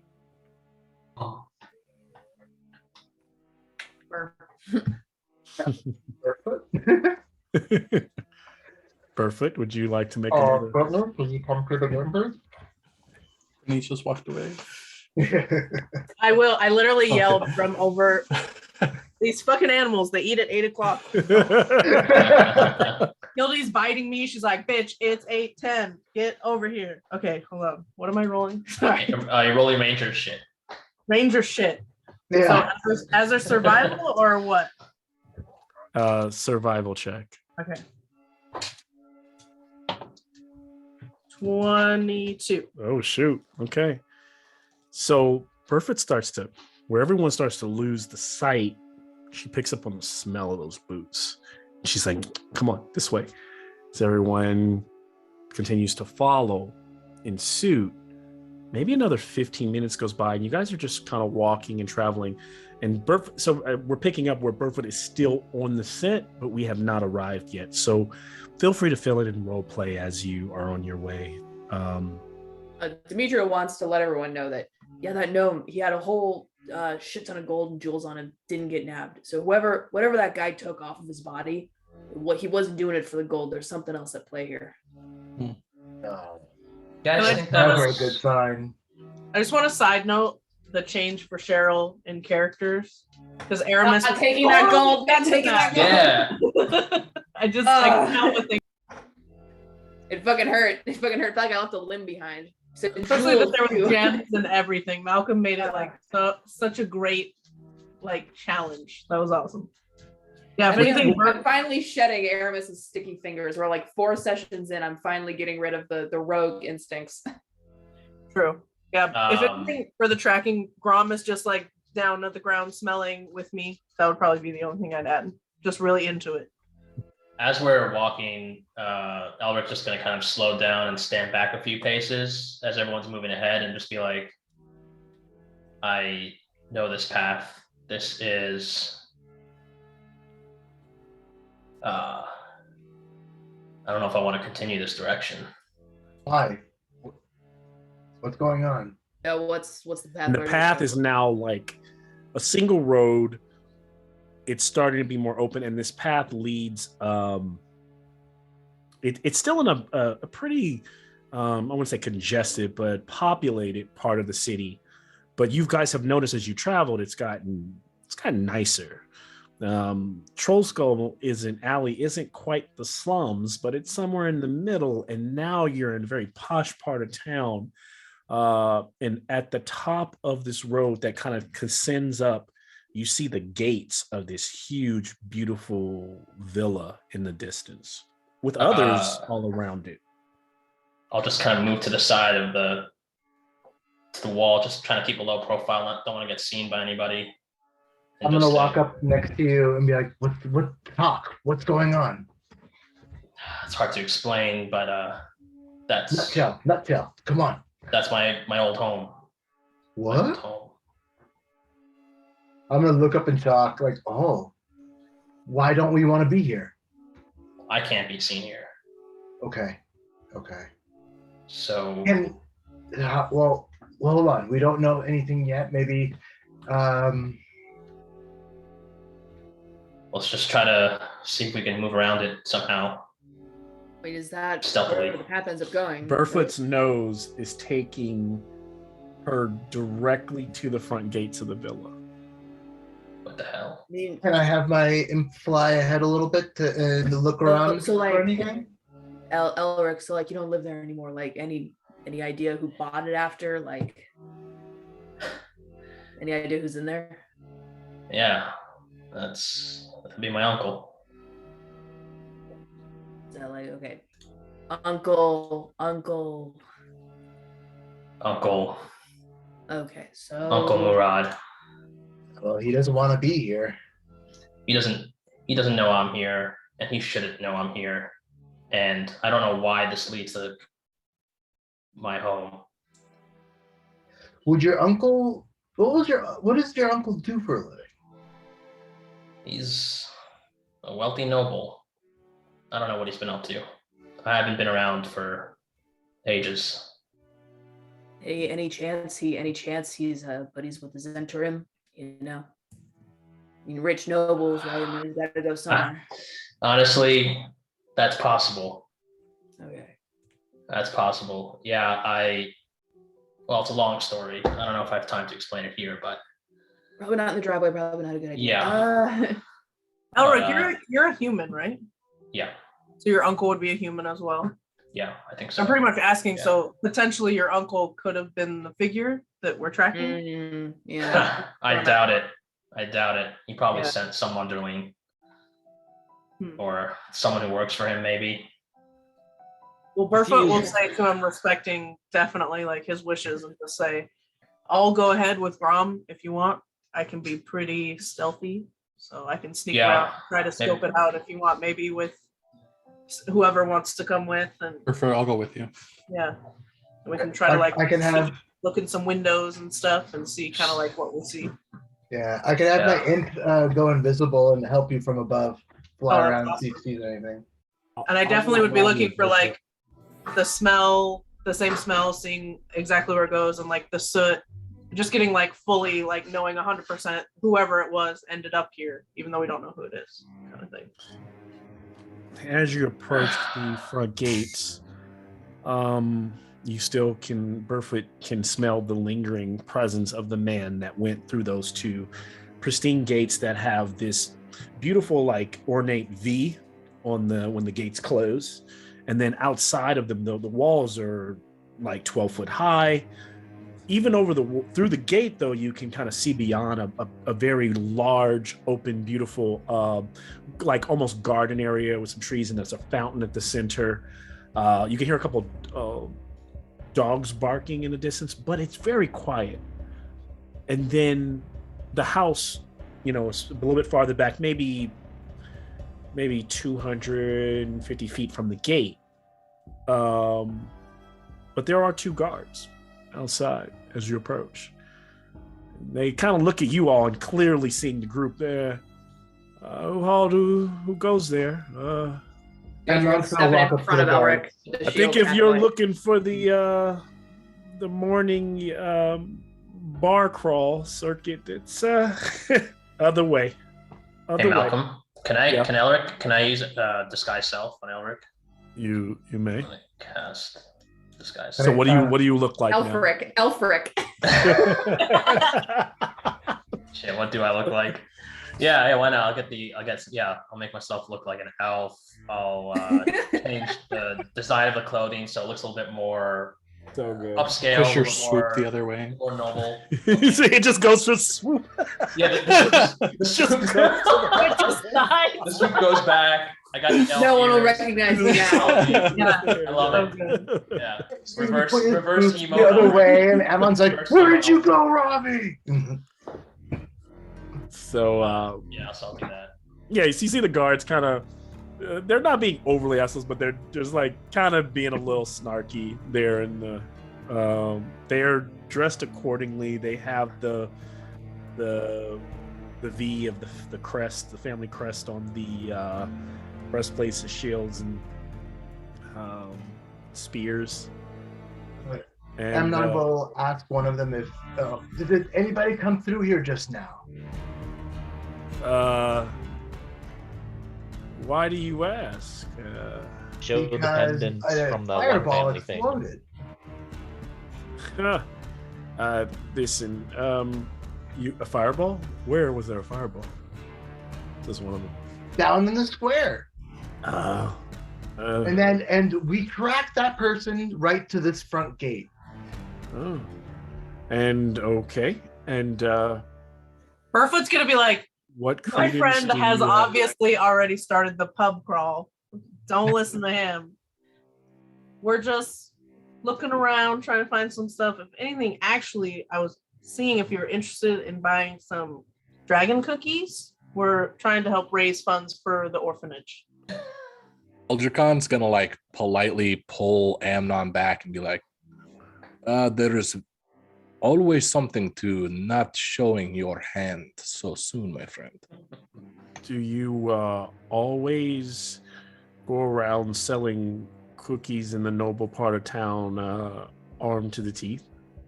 Of course. Yes, look, they're The with turn and me. forth between the troops, it gets really crazy out there during cookie season. Well, Unfortunately, you see what part of town we have to go through to get here.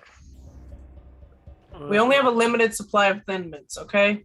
That's why we have this arms. Okay. I understand the lady and the lord of the house are. I have to respectfully decline. I'm not interested. Please carry on. Please take it as no disrespect.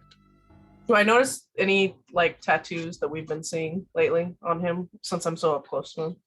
Yeah, give me a perception check.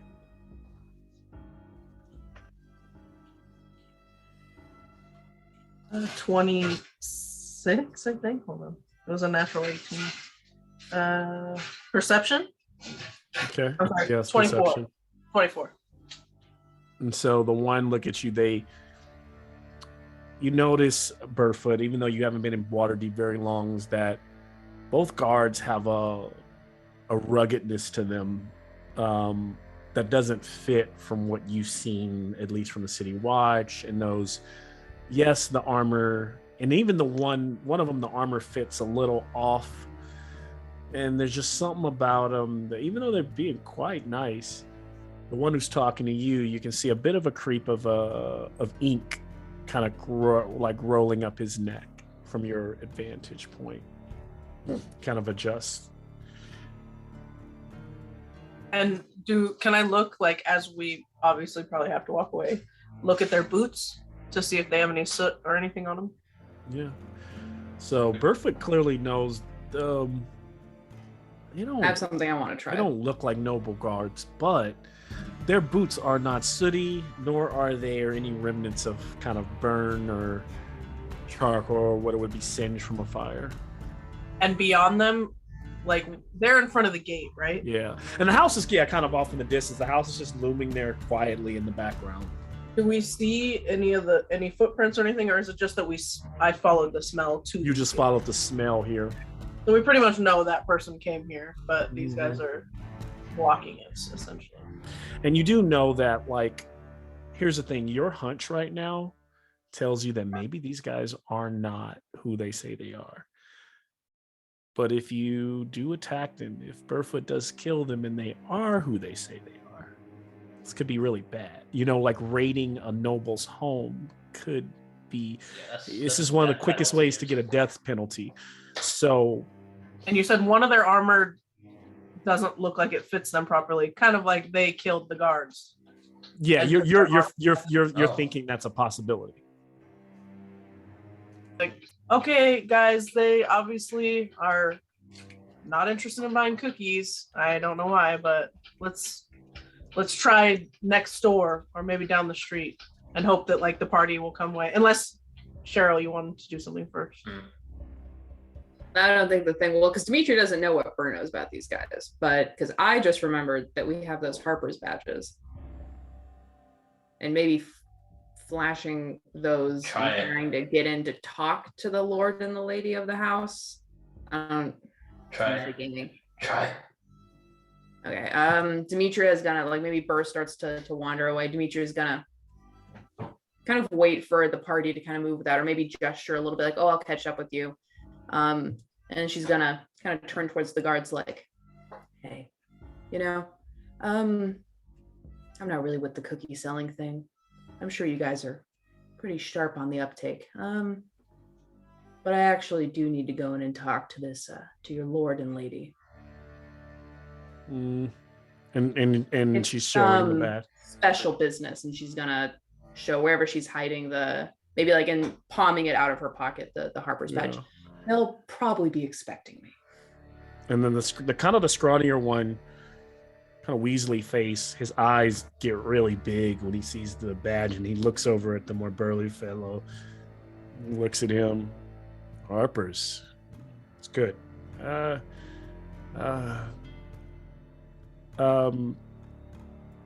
you? That's fine and all. Looks real enough. But I can go in and check and see if the Lord or Lady are willing to speak with you. But I have some information they definitely want to hear, so I'll wait out here with your friend. Oh, okay. What's everyone else doing as Dimitri is standing there? I'll approach as well in my disguise self and show my badge. I just wanted to get a little bit away just to kind of communicate that to them and say, should we kill them? That's not their armor. I don't think it's their armor. I think it's not them. The Weasley one goes inside. The big one's standing there looking at you. And he's just kind of waiting. Guys are kind of looking, and he's can I have a perception check, Dimitri? Ooh, okay, not bad. I think I have a bonus time. I do not. That was 16. I have a -1 perception. 16.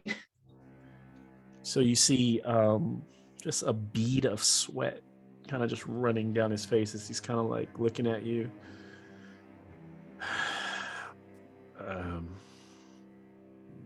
Long day? Looking around. Working a while?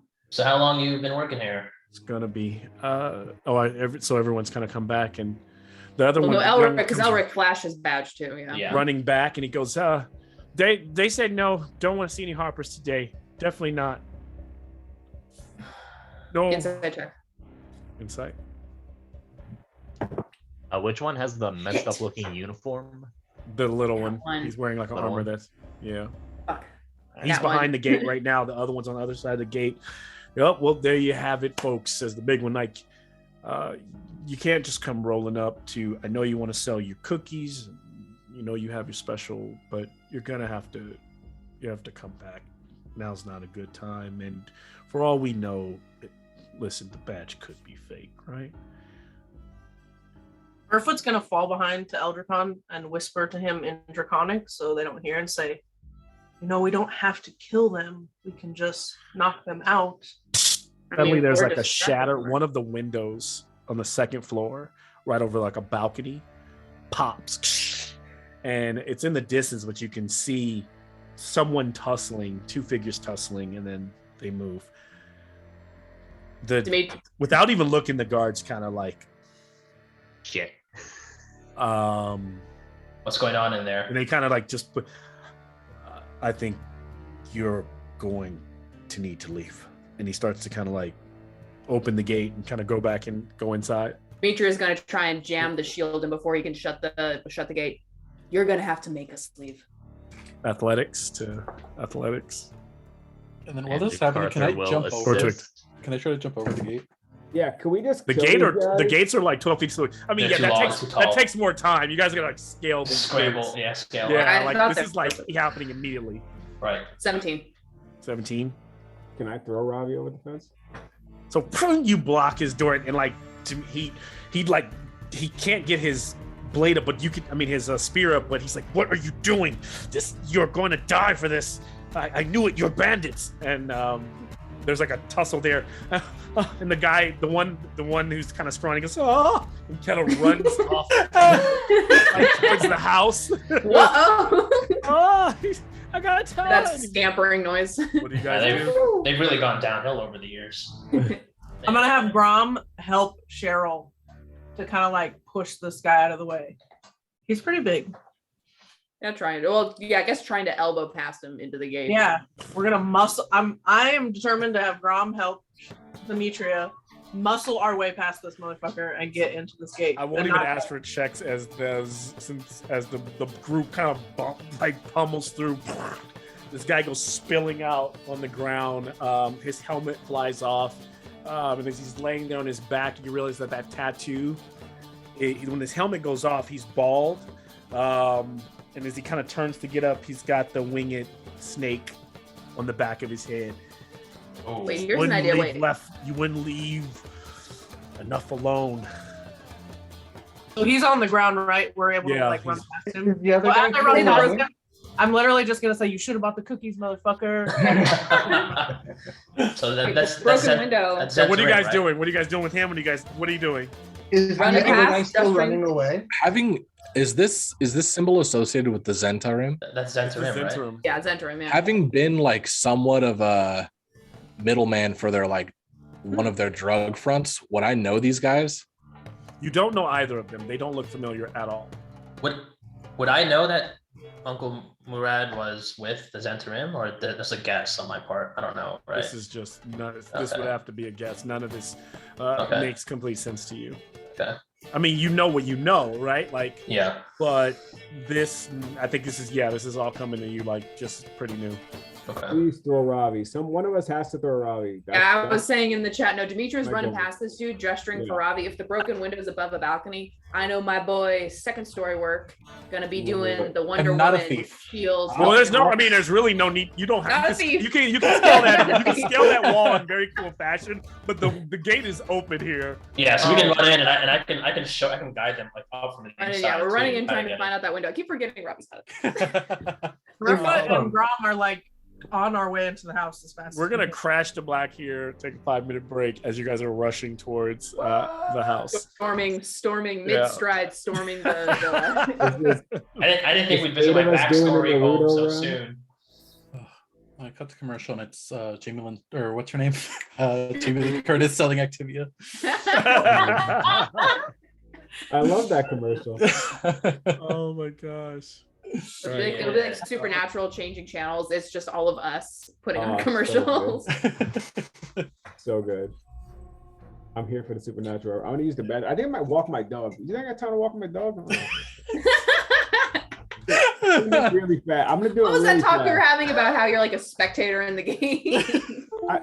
I'm just here to watch you guys play, man. Like this is the most enjoyment I get every other week. Dude, this is like the most like here you've been in a game, right? Like not taking calls and That, doing other stuff. for this campaign. That's good. And as actually right now, I'm waiting on a shot. I have stuff going on. I forget that we're recording. I can't talk about it, but I have stuff happening right now that like I'm gonna probably be checking for the next several hours. This day is not over for me. Oh, damn. Okay. Irons in the fire. You And- can oh, tell yeah, me I have and- a secret clearance and a promise from the U.S. governor, penalty of being arrested That's for right. life, that And I all can of keep a you secret. sign an NDA, and then we can all talk about it. I'll sign an I will be- NDA. I will be back. I won't as soon sign as any possible. NDAs. I've been We're signing an handcuffed to a box of hard drives just to transport them from one base to another before. Well, It Sean, sucks. welcome to your backstory. Time to meet. Yeah, time to meet shit. I Dan. didn't think we'd visit this so soon. That's the trick that Malcolm pulls. As soon as you think your backstory's Yeah. done, that's when he brings it. I'm back. like, shit. I'm only level 3. That's not good. I want to visit. I don't know Like, I if I'm can't ready get for my this revenge yet. right now. I'm not ready for this yet. Also, if Machina's casting Fireball, that means he's at least level 5 wizard. I know. That's what I was Yeah. thinking. I I was was thinking like, that. how I was thinking rude. that. Yeah. You got leveled up. Leveled up. At least you got leveled up. We're all down here at ground level on level 3. Fucking Magna's up there fireballing innocents. Lost your character, but level up. God, I love that. There was a moment where like we all realized what the fuck was going on when it was like a giant puppet on the roof. We were all like, no, that's our puppet. Oh. Dude, you caught on the what was the other one that you caught on real quick? The Killjourn. Killjourn, yeah. I figured if my probation officer is talking to someone about Big B, Sure, that makes sense. you know, who else do we know who's an agent of Big B? Yeah. But I also love the idea of this guy being like, "You won, right?" And Killjourn like, "I saw all my friends die." That's why I get back. Yeah. I want to talk about Killjourn. Dude. That's happening in this campaign too. That's what's Put gonna a pin in happen. it. Put a Malcolm's pin in gonna bring it Killjourn. back in this campaign. I love it. Can you guys Sure. hear me? I can hear you now. I think Yeah. I can hear you. I don't know Yeah, if you're that- you were. All right, thanks. I'm gonna go. So, grab some oh, okay. more. I was gonna I say. mean, I'll be right back. My No, yeah, apartment. yeah, go for it. Go for it. 10 steps.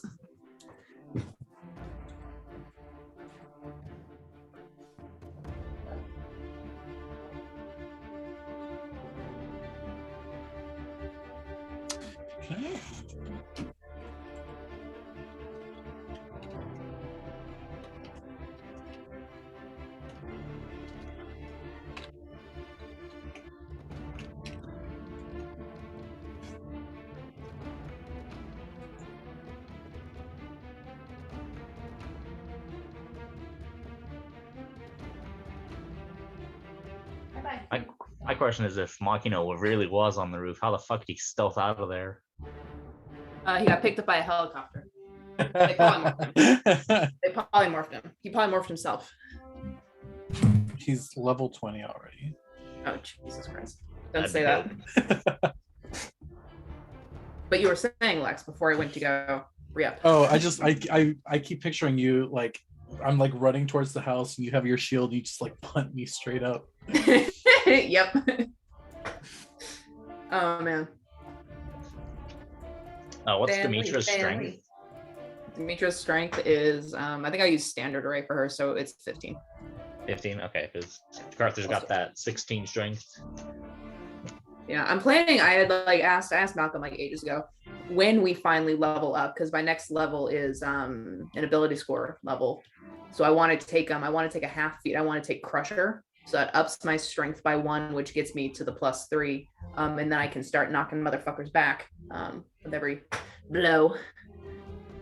I thought Crusher was the one where it's good for bludgeoning weapons. Yeah, I also asked him to edit my weapon so it's the bludgeoning one now. So Yeah, I it's was a like, warhammer "Malcolm, or a can I mace. have a bludgeoning weapon now. Oh, that's actually something fucking hilarious about blade singing wizards is you could use a warhammer or a mace.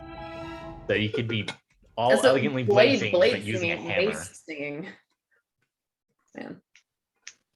So it's Also, all gonna. Blade Yeah. singing does not interrupt barbarian raging, so you can rage and blade sing at the same time.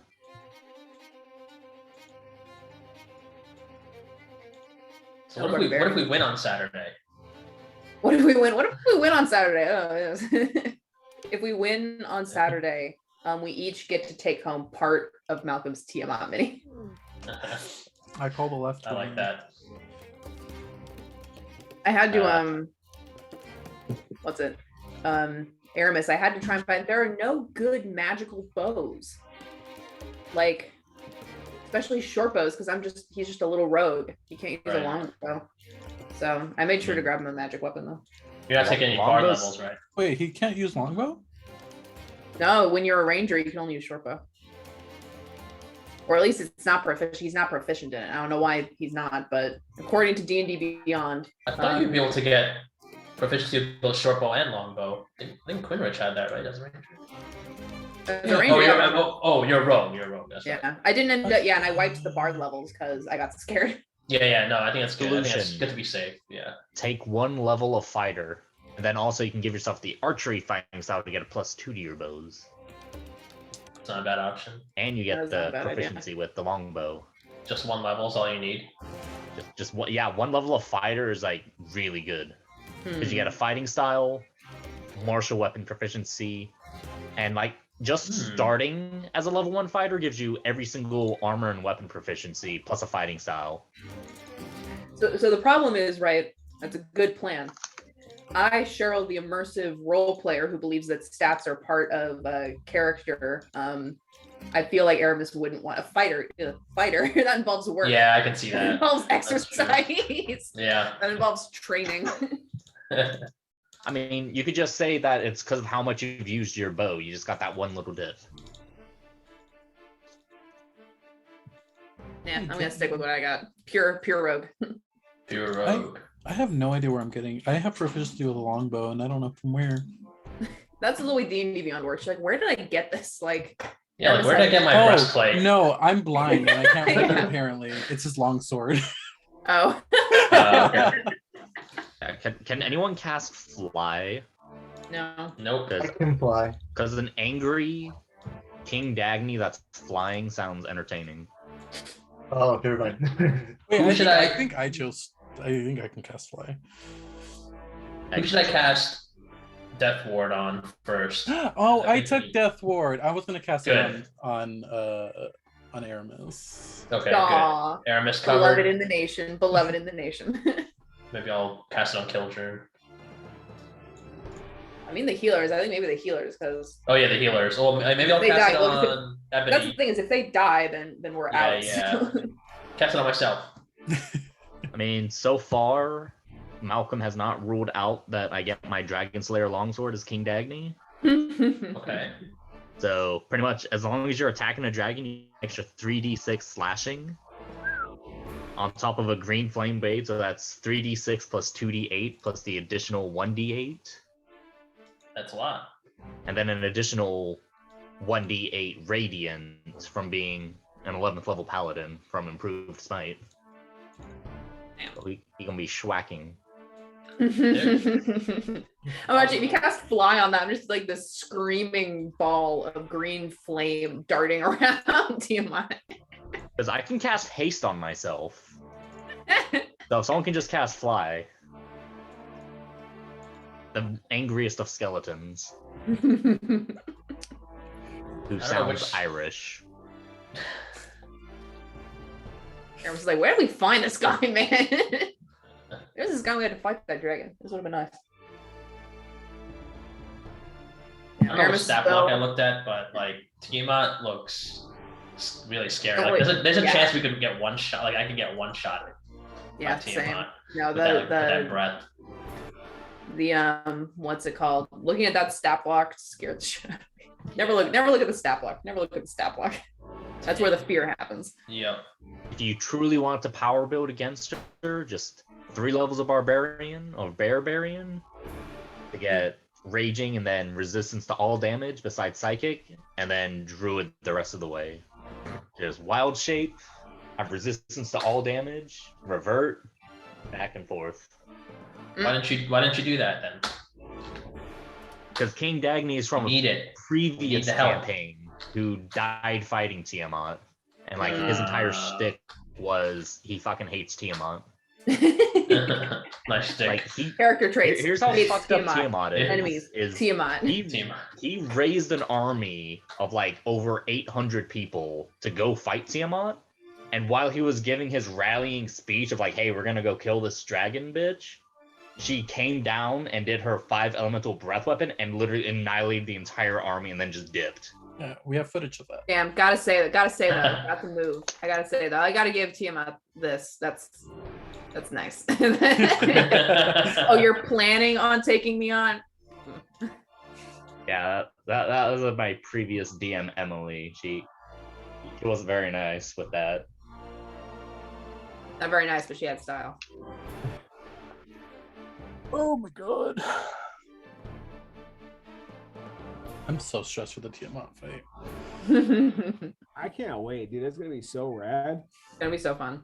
I'm more stressed over Tempe in this fucking campaign. I can't get him to work right, man. I feel like he's a broken character. So Just like say- character wise or like numbers He's wise? good. I don't know, man. I feel like he's not working well for me. I don't know. I feel like something's off with him. I'm trying to figure out what it is. He doesn't have like a direction, right? Like everybody else has a direction. He's just kind of like, I'm for hire, so, and I'm hanging out with these guys. You know what I mean? Like he's here for family, but like there's no other. He doesn't really. I don't know. I was thinking about it over. I was thinking about it over the last couple of days. He needs some kind of motivator, I think, because without motivation, there's you're just kind of hanging out, waiting to kill some shit. And I don't know if that's really. I feel like that's not him. You know what I mean? Hey, I Carl doesn't have any motivation to be here either, besides getting paid. I was actually watching a like YouTube interview about that. The argument between one of the things is called necessary metagaming, which is the concept of kind of just giving something a hand wave aside, like saying, we're all adventurers and we're going to fight this dragon because I'm going to make up a fucking reason because I just want to play D&D. Yeah. And the other side of that being actually needing to work into the storyline a reason that your fucking character's there. Yeah.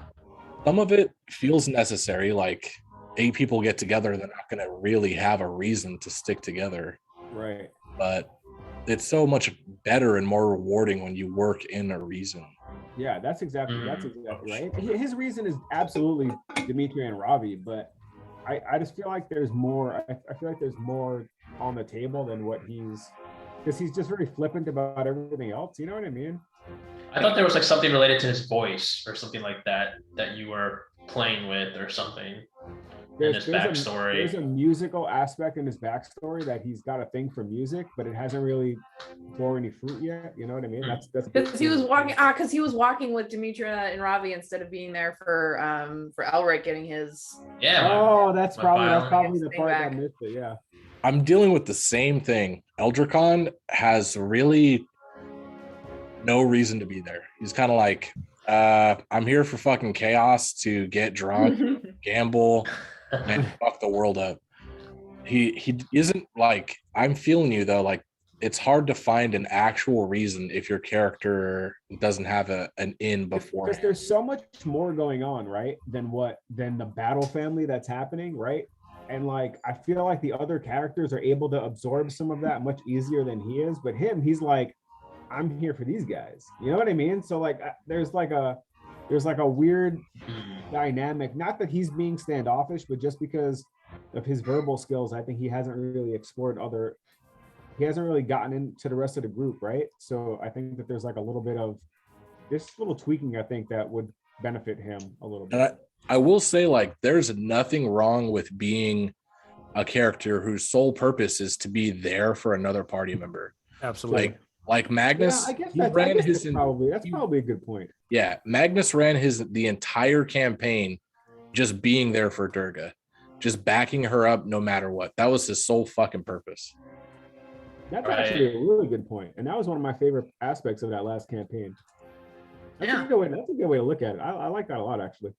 That's kind of what the last campaign, what made it so nice towards the end was that we all were at a certain point, at the point that rope dropped, we were all there for each other, right? Like, Yeah. And also, it'll happen organically too. Like we're only on a session 5 or We're whatever. still level 3. We're Yeah, still, We're still level 3. Like it's gonna unfold Yeah. organically. I feel like you're gonna feel that. You're just play letting out. people like Demetria and Robbie put pressure on you because of like how like roll like how they're like literally hogging every session. no, like, they're just roll. They're like us- role us- playing like it's a critical it's role such- team. it's You're like, such damn. good Like, Roll. And, Just dude, pull the Tempe- Kenneth Tempe route. and Just both- be an both last- amnesiac and just be along for the ride. The last 2 times that I ran Tempe was really good like that. It was heavy RP, but it worked out differently because I think the dynamic wasn't so large, right? There's like a larger picture going on here. So his Tempe character's a has little to bit harder figure out. play. Well, that's I kind of caught the tail end as I was putting my headphones on. Everything. I think what Travis was saying is that you have to work in why Tempe's in Waterdeep. What is he looking for? No, I think he knows why he's here. I just think that he's only here for Demetria and Robbie, right? Then that's And good I think enough. yeah, I think that's, but is it, I wasn't No, sure it's if it good was enough. or not. You know what I mean? Like No, it's that's good that's the thing. I wasn't sure if it was good enough or not. I Also, wasn't sure. Sean, something There to are keep some in people mind. in the world that just roll wherever their friends go.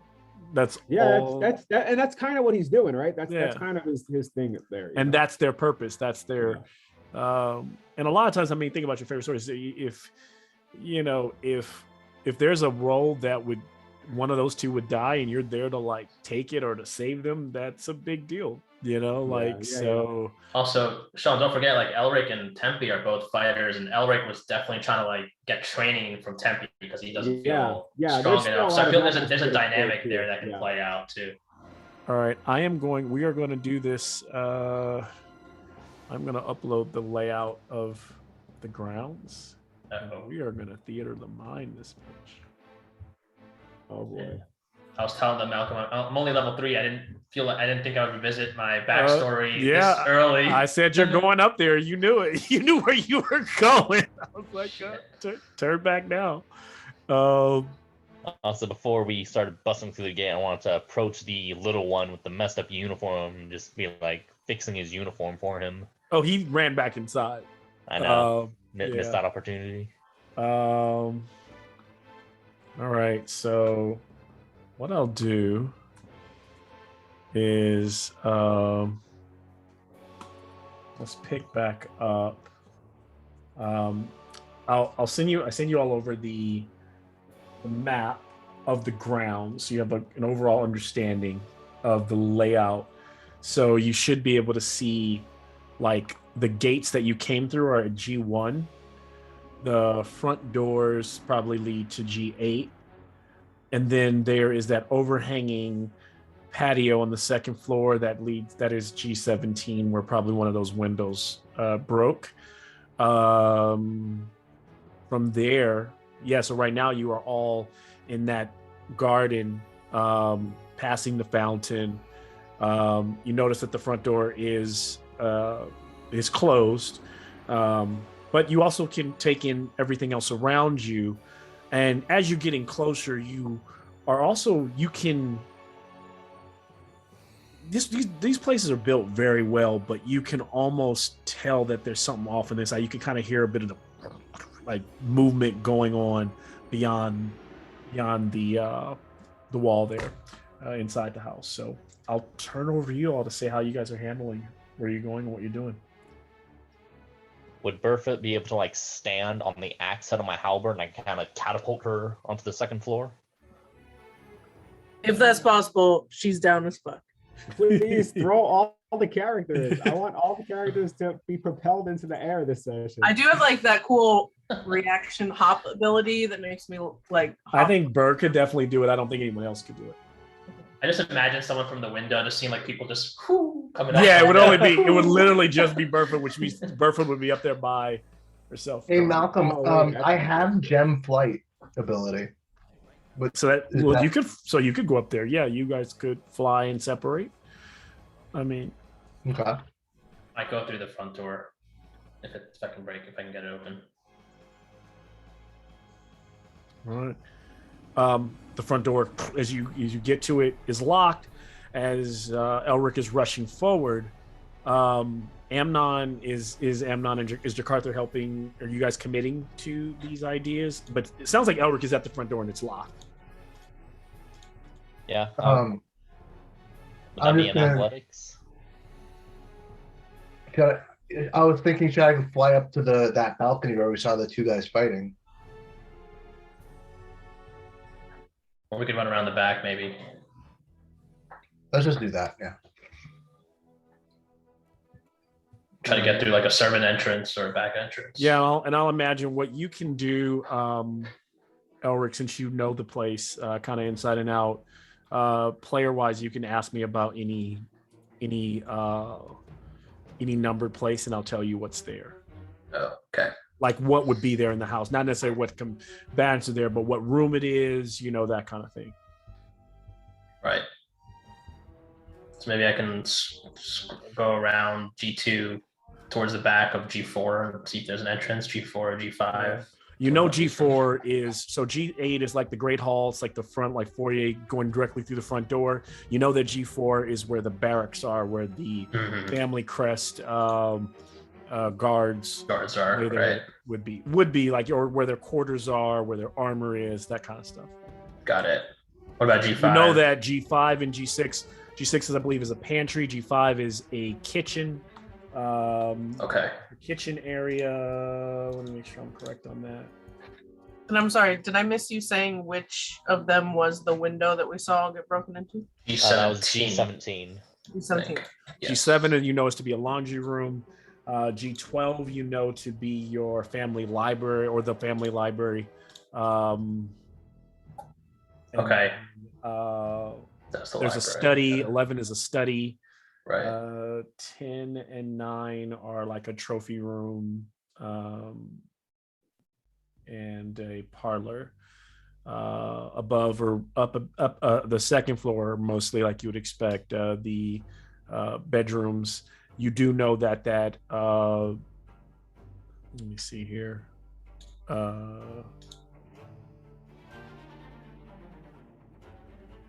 You know that the master bedroom is G16. Okay. Where that glass broke up there. Got it. Try to break in through the kitchen G5 area. Maybe I'll try to go through there. Okay. So as you rush around to that side, the door is locked. Are you just trying to like rush through it? Yeah. Give me athletics check.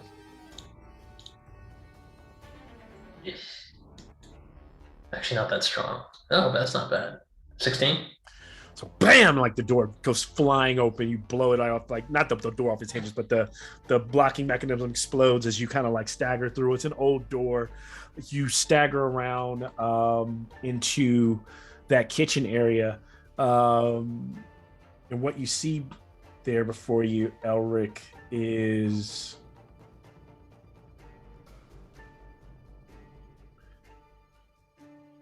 mostly cookware, all the utensils, but a bit scattered and a bit messy where the fireplace is, so no one is there.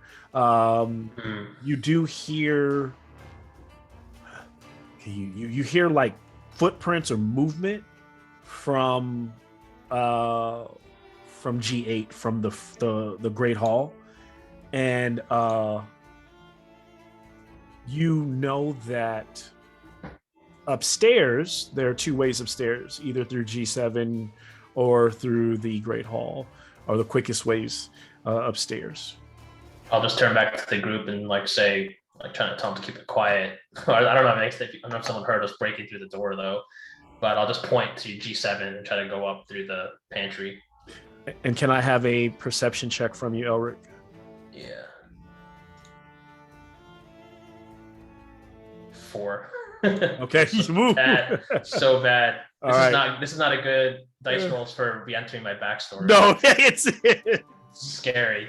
If you just said you're gonna try to be quiet, Jakarta's gonna be like, I don't do quiet. I'll take the front door. All right, fair. Just follow me. Come this way.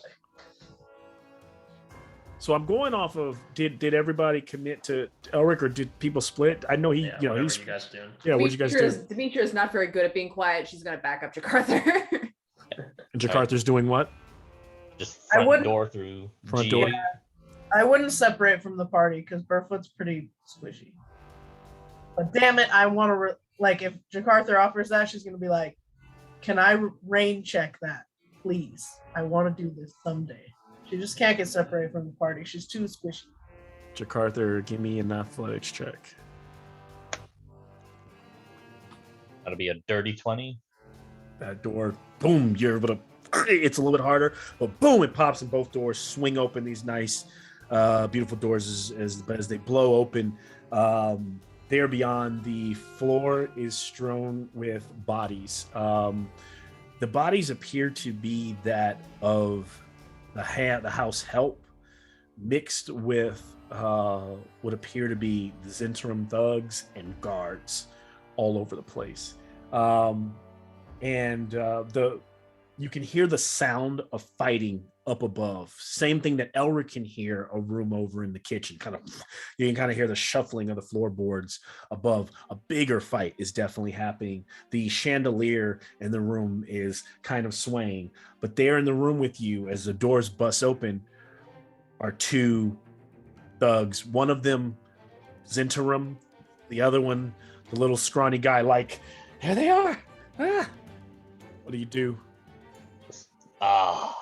Time for war. Roll initiative. Fuck. 0 because of a -1. Dude, That puts you Jakarta straight up reminds me of like Boris the bullet dodger from like Snatch. Oh yeah. Oh yeah. I can see that now. That's pretty good. Oh, 15. shoot. All right. So let's do the. Oh shoot! The same thing happening again for Damn Elric. it! It Give me feels 1 like second. deja vu. This is 2 sessions in a row. I wrote a nat 1. Yeah, I was gonna say you're making this 0 initiative thing kind of a regular occurrence. Man. And dice need to go in the garbage. D&D Beyond's dice need to go in the garbage. Yeah, D&D Beyond's dice are either. Don't roll that. You can't roll that. I'm going back to my dice. Yeah. Yeah. I always want to do it too. It's so convenient. It's so convenient, but it's So not convenient. always Yeah. worth it. Not always worth it. Guys, I mean, you guys think about most of the you know. situations that get you guys out of like. I have to say I roll some shitty rolls when I'm releasing D&D Beyond. It keeps the bad guys pretty. Okay, so Oh, we're all rolling initiative. yeah, Right? we're all rolling it, even though we're not all necessarily. Yeah, So yeah. Elric, you're not in combat, right? But necessarily, but you can hear your friends bursting through the front door on the other end, right? Which is kind of like how you're making the connection. Demetria, what'd you get? 7. 7. So the front door crew's not doing too hot, but Eldricon. 16. 16, not bad. Elric. 8. Ravi. 10. 10. Burfoot. 25. 25. That was initiative, right? Yep. Yeah. Perfect. Tempe. 15. 15. Not bad. Amnon. 10. What's that? 10. 10. All right. And then Jakarta got the 1, which would normally be 0.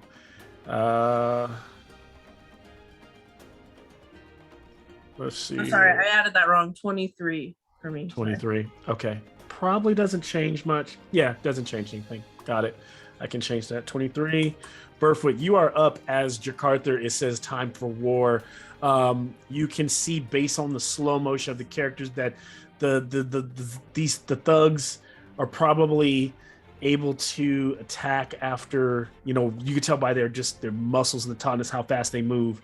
It's you, Eldricon, Tempe, and then them, at least right now. But Burfoot, what do you do? Okay, I'm going to, let's see. I'm gonna shoot whichever one looks tougher, honestly. Yep, bigger guy. Yep. Yeah. I'm gonna shoot him. Fuck, why is D&D Beyond so horrible? I'm sorry.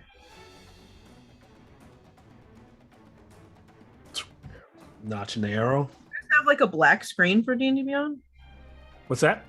I have like a black screen for D&D Beyond. Am I doing something wrong? I don't know. Oh, mine's broken. Maybe just refresh it or Just try refreshing it. yeah. D&D Beyond gets screwy sometimes, to be honest. Just Yeah, that's weird. Okay, well, let me at least roll. You can come check my computer too if you want. Cool. Yeah. Okay. Well, I know at least what that is. So it's a 17 to hit. okay. And so as you do hit, Okay. Then let me roll damage. one arrow slams the guy's shoulder. D6 plus. Sorry, it's loading again. I'm sorry. That's so weird. I've never had that happen before. And then, okay, cool. It is alive. Okay, so actions. So 9 damage from just the piercing damage, and then I'm gonna have Grom use his reaction. Okay. Add 1, and this time it's not lightning; it's fire damage. Okay. And then also for my bonus action, I'm gonna have Grom go up and try to bite that motherfucker. Is he? All right. So he Oh. added flame to the arrow, and then Yeah. Okay. Oh, yeah, we can call it that. It's like his reaction. He can add Oh, it. so he has Yeah. like one little damage. So he little Yeah. boom, there's this poof of little blast fire. goes in the guy's face, and then the arrow hits him in the shoulder, and then he just goes like running forward to like gnaw on his leg. Give Yeah, me and then light so attack. okay, so his attack.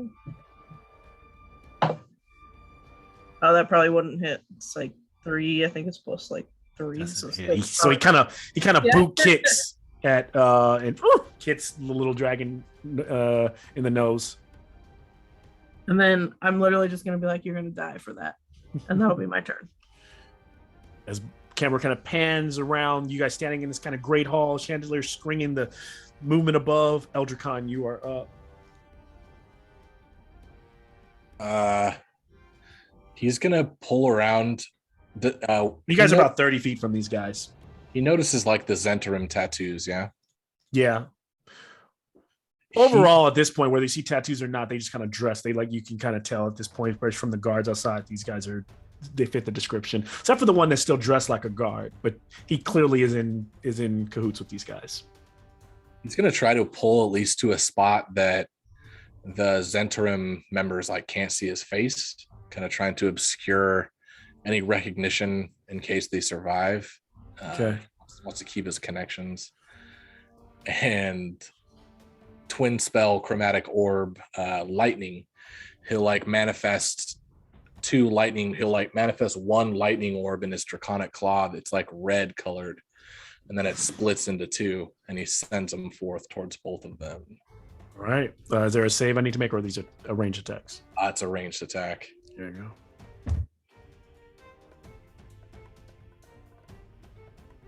Okay, so the one going for the little guy is a 16 total. Hits. And the one going for the big guy misses, I think, with a 10 total. So that guy kind of like steps back and like brings up, he doesn't even have a shield, but just the armor. I mean, it just has like it just rolls off of his leather armor as he kind of like goes to block and like kind of moves to push a table over, like to like kind of like jump behind a table as it kind of ricochets off the side. Yeah, that one misses, but the little guy got hit. Full blast. 13 lightning damage to the little guy. And it's like rolling through him, being channeled through the metal that he's wearing. So it's even worse. He's not looking too good as he finishes smoking. His eyes are like, he kind of staggers forward. You can tell he's trying to go to he's aiming to go upstairs. We move to, if Eldricon, anything else? Yeah, that's his turn. Tempe, you're up as you step into that doorway. Can I attack somebody? Yeah. You gotta see you guys are all there. Front doors are open to this foyer. Inside is this great hall. There's a bunch of tables and stuff thrown all over. You know, the fine china and stuff is broken. Bodies all over the floor, and then these 2 guys that just got attacked, who are clearly Zentarim, who are in the room. How much space do I have? Are we like in like a the space. So when you look at if you look at the map to kind of create a mental image, we're gonna have to flex our muscles here today. So C8 is the room, right? So that's probably what 20 feet by like 30, that great hall, and the two figures are about 30 feet away from you, so they're like smack dab right in the middle of the room. And so Tempe can easily close that distance. When we're not using miniatures, what I usually do is say describe what you're doing. Like you can describe like DM, are they close, are they medium, are they far, and you use that kind of distance. So a medium distance is about 30 feet for me, where I judge it.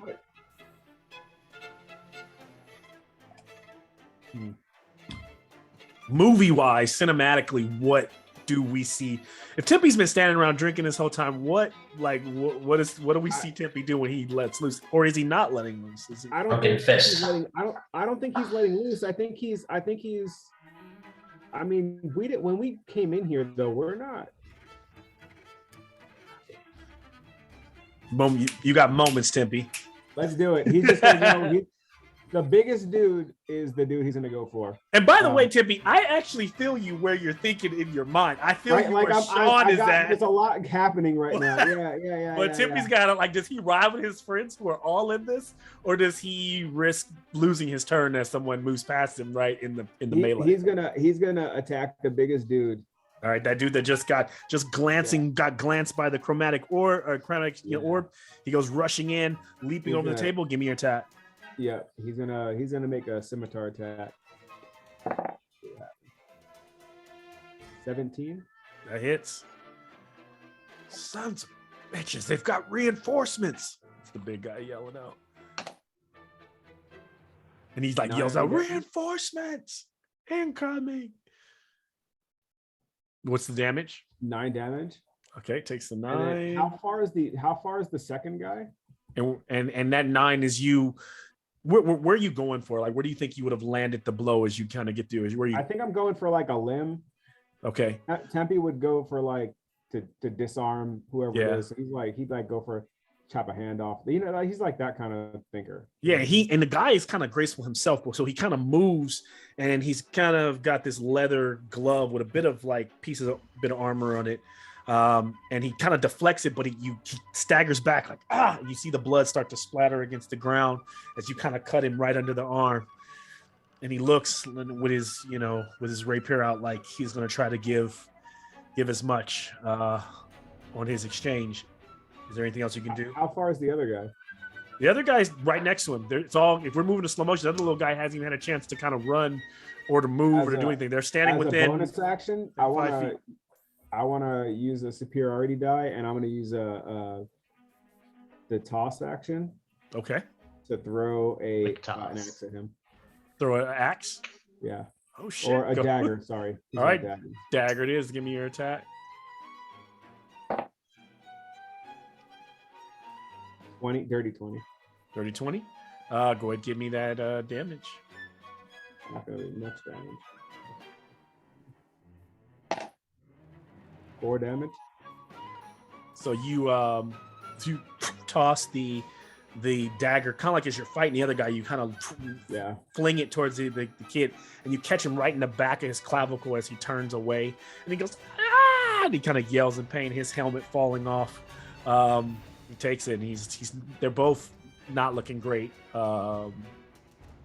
If you're done there, then we move to the big guy in front of you as he unleashes and tries to attack back at you. He goes, "Stand and fight, you weakling, or you'll never get your tattoo." And he comes at you with that blade. D&D Beyond's rolling too slow. I'm gonna roll real die, and I'm gonna go with my real die and not care about what that was. So that was oh wow, both were 15s. That's does a 15 hit Tempe? 15 does not hit Tempe. Tempe flourishes and deflects. All right. The being close range, the kid turns with the agony. He kind of swings off the crossbow that's on his back. It's already armed. He brings it up and he fires it close range. So it's so close. Of course, I'm gonna give him disadvantage trying to bring it up to arm you. but E2 on the disadvantage got a 15, so I know that does not hit. So you grab the crossbow and it flings and it flies across the room and slams into a wall as he does not land a hit. Now the other big guy makes another attack since he does get 2. And that one's gonna 15. It's just bad guys rolling 15s. And then the young kid basically kind of steps back and puts, as you grab and push the nose of the crossbow down, he's able to bring out his dagger and try to cut you as well. So that was an 18, 19, 21. 20, actually, I'm going to count 23 on that strike to hit Timpy. So Timpy, you will take the little dagger just kind of lands in your shoulder for 7 hit points of damage. That is when so if we've seen is tell me how you all are. So I know that right now the way I see the situation is Burr is in the doorway, Elric's in the other room, Timpy is in the middle fighting the folks. Eldricon is also in that doorway. I imagine that's also where Jakarta is, kind of all right there. All right. Then from behind, the guard from outside runs up and will attack Burr with a mace. That's going to miss. And he swings.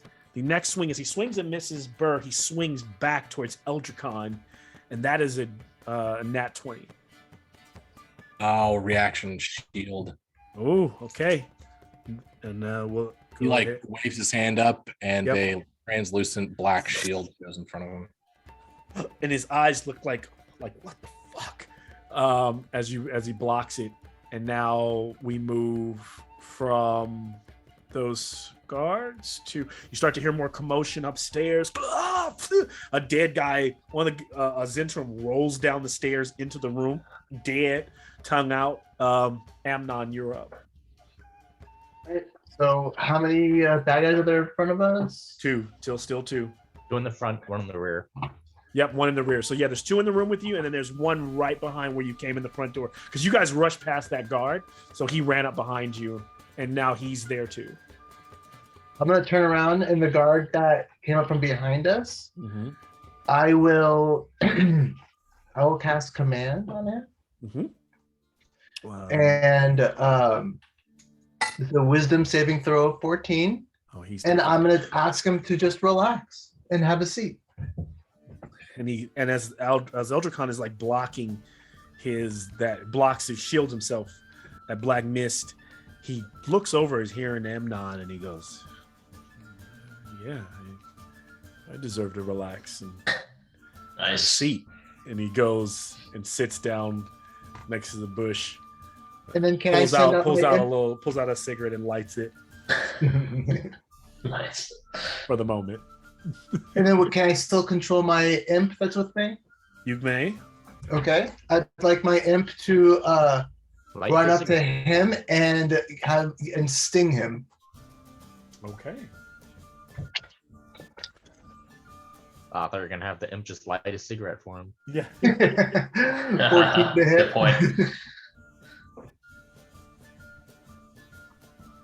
You get advantage on the sting since he doesn't see it coming. Okay. I rolled the exact same number. What was that? I rolled the exact same number twice. And what was that number? Just so I got 14. Oh, 14. That still hits. Okay. Okay. So let's see. And you're That's doing 5d4 plus 3. 5d4 plus 3 is the stinger on that imp. It goes. This is how it's written. So hit 5 parenthesis 1d4 plus 3. So is it just? Oh no, it's 1d4 plus 3. The average is 5. Average is 5. Yeah. I was like, oh, we got to dwarf that little guy. I'm gonna have to get rid of him. Like that is the problem.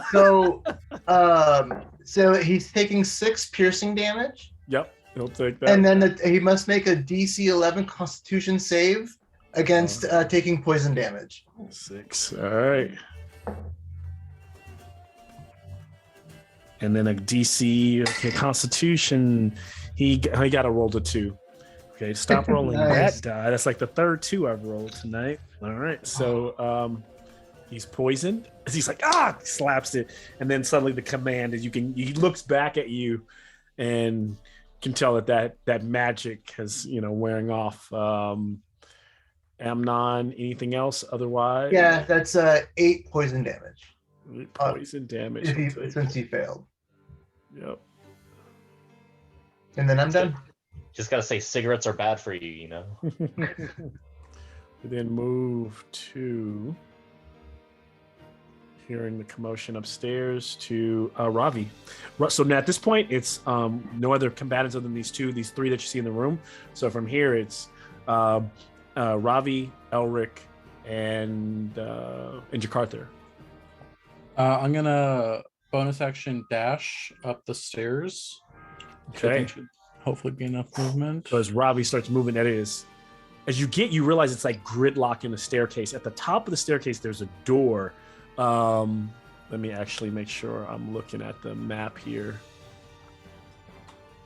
So this little, as you leap over the guy that's rolling into the room in front of you. Damn it, where is my... I had a picture of this for reference, and now I cannot find it on my screen here at all. You know what? I'll just go in the chat. Okay, yeah. So when you get to the top of the stairs, you can the doorway to the master bedroom is shut, and there are 3 Zentrum that are. Actually, it's not shut. It's actually open, and there seem to be 3 guys in all black who are fighting guys that look like guards. 4 of them on the other side. So 3 on 4, and a couple of fallen bodies like in the brief hall there. The stairs go up a good 15 feet, and you see this. You're like standing kind of right in the middle, and you hear to your, if you're looking up the stairs, at the top of the stairs is the main doorway to the bedroom, but directly to the right, there's a door there, and behind that door, you could hear, "Come out, you motherfucker! Come out! You turned on me! You tried to have me killed! I take your head, sir! Lord Verassian, you die this day! I am not Erstal Floxen of the Zentrum." Ooh. There's some drama going on. I can't see them though, right? Malcolm? I can't see the person. You can't see. Yeah, you can see the guys in front of you fighting. The other figure you hear like that's you screaming irately is in another room at the top of the stairs. You could go in that room, but you would literally have to get by the people fighting and swinging blades and clashing in the hallway to get to that room. To get to the master bedroom, which is open, you still have to go through the guys that are fighting and swinging and clashing blades. Okay. I'm just gonna shoot one of the Zentrum that's fighting with a guard. Okay, so you're coming in behind and firing off at a Zentrum as you. All right. Did Elric hear I'll that give you yelling? advantage since they don't expect. No, I won't give you advantage because the one guard did call up. Actually, let's see if that perception. I'm gonna give myself a. Actually, why don't you just give me? This is gonna be a DC 12, and I just want you to give me a stealth check. Okay. Ravi. And it's not even that you're being stealthy. This is just were they being cognizant enough to look back? 26. Oh, then yes, you clearly have got them. So it's a regular attack. It's a it's gonna be advantage. I'll give you advantage to make the attack. Okay, so it's the same thing. 13. It hits. Oh hell yeah. It's gonna be 3d6 plus 3.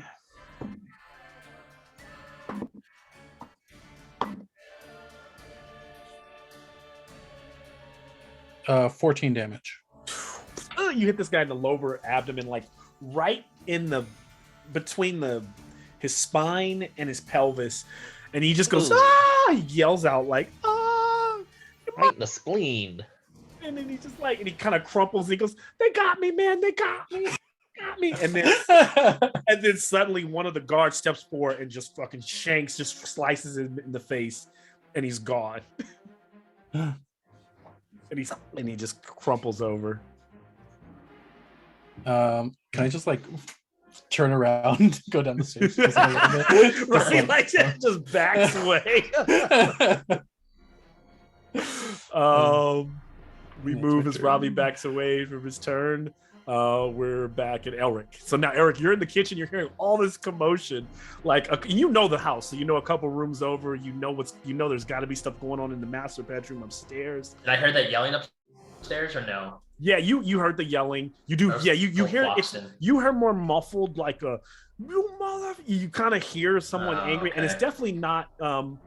Here's the thing: you can ask me questions like, "Is it this person? Is that?" And I will answer them honestly, based on what I think Elric knows. If you want them to be secret, you can put them in the chat. I know we are in your backstory territory, and I don't know what you want to be open and what you want to be secret, but that's up to you. How you want it shared. Is that Uncle Murad that I think is in that bedroom upstairs, or? Could be. Here's the thing. The reason you believe that, give me an advantage perception check. Okay. Based on what you heard the guy screaming. Oh wait, why am I rolling? Oh, hey, I rolled well. Keep it. 20. You don't hear your mother's voice. That could be either really good or really bad. As no screaming. You know she's a fiery woman. No fighting.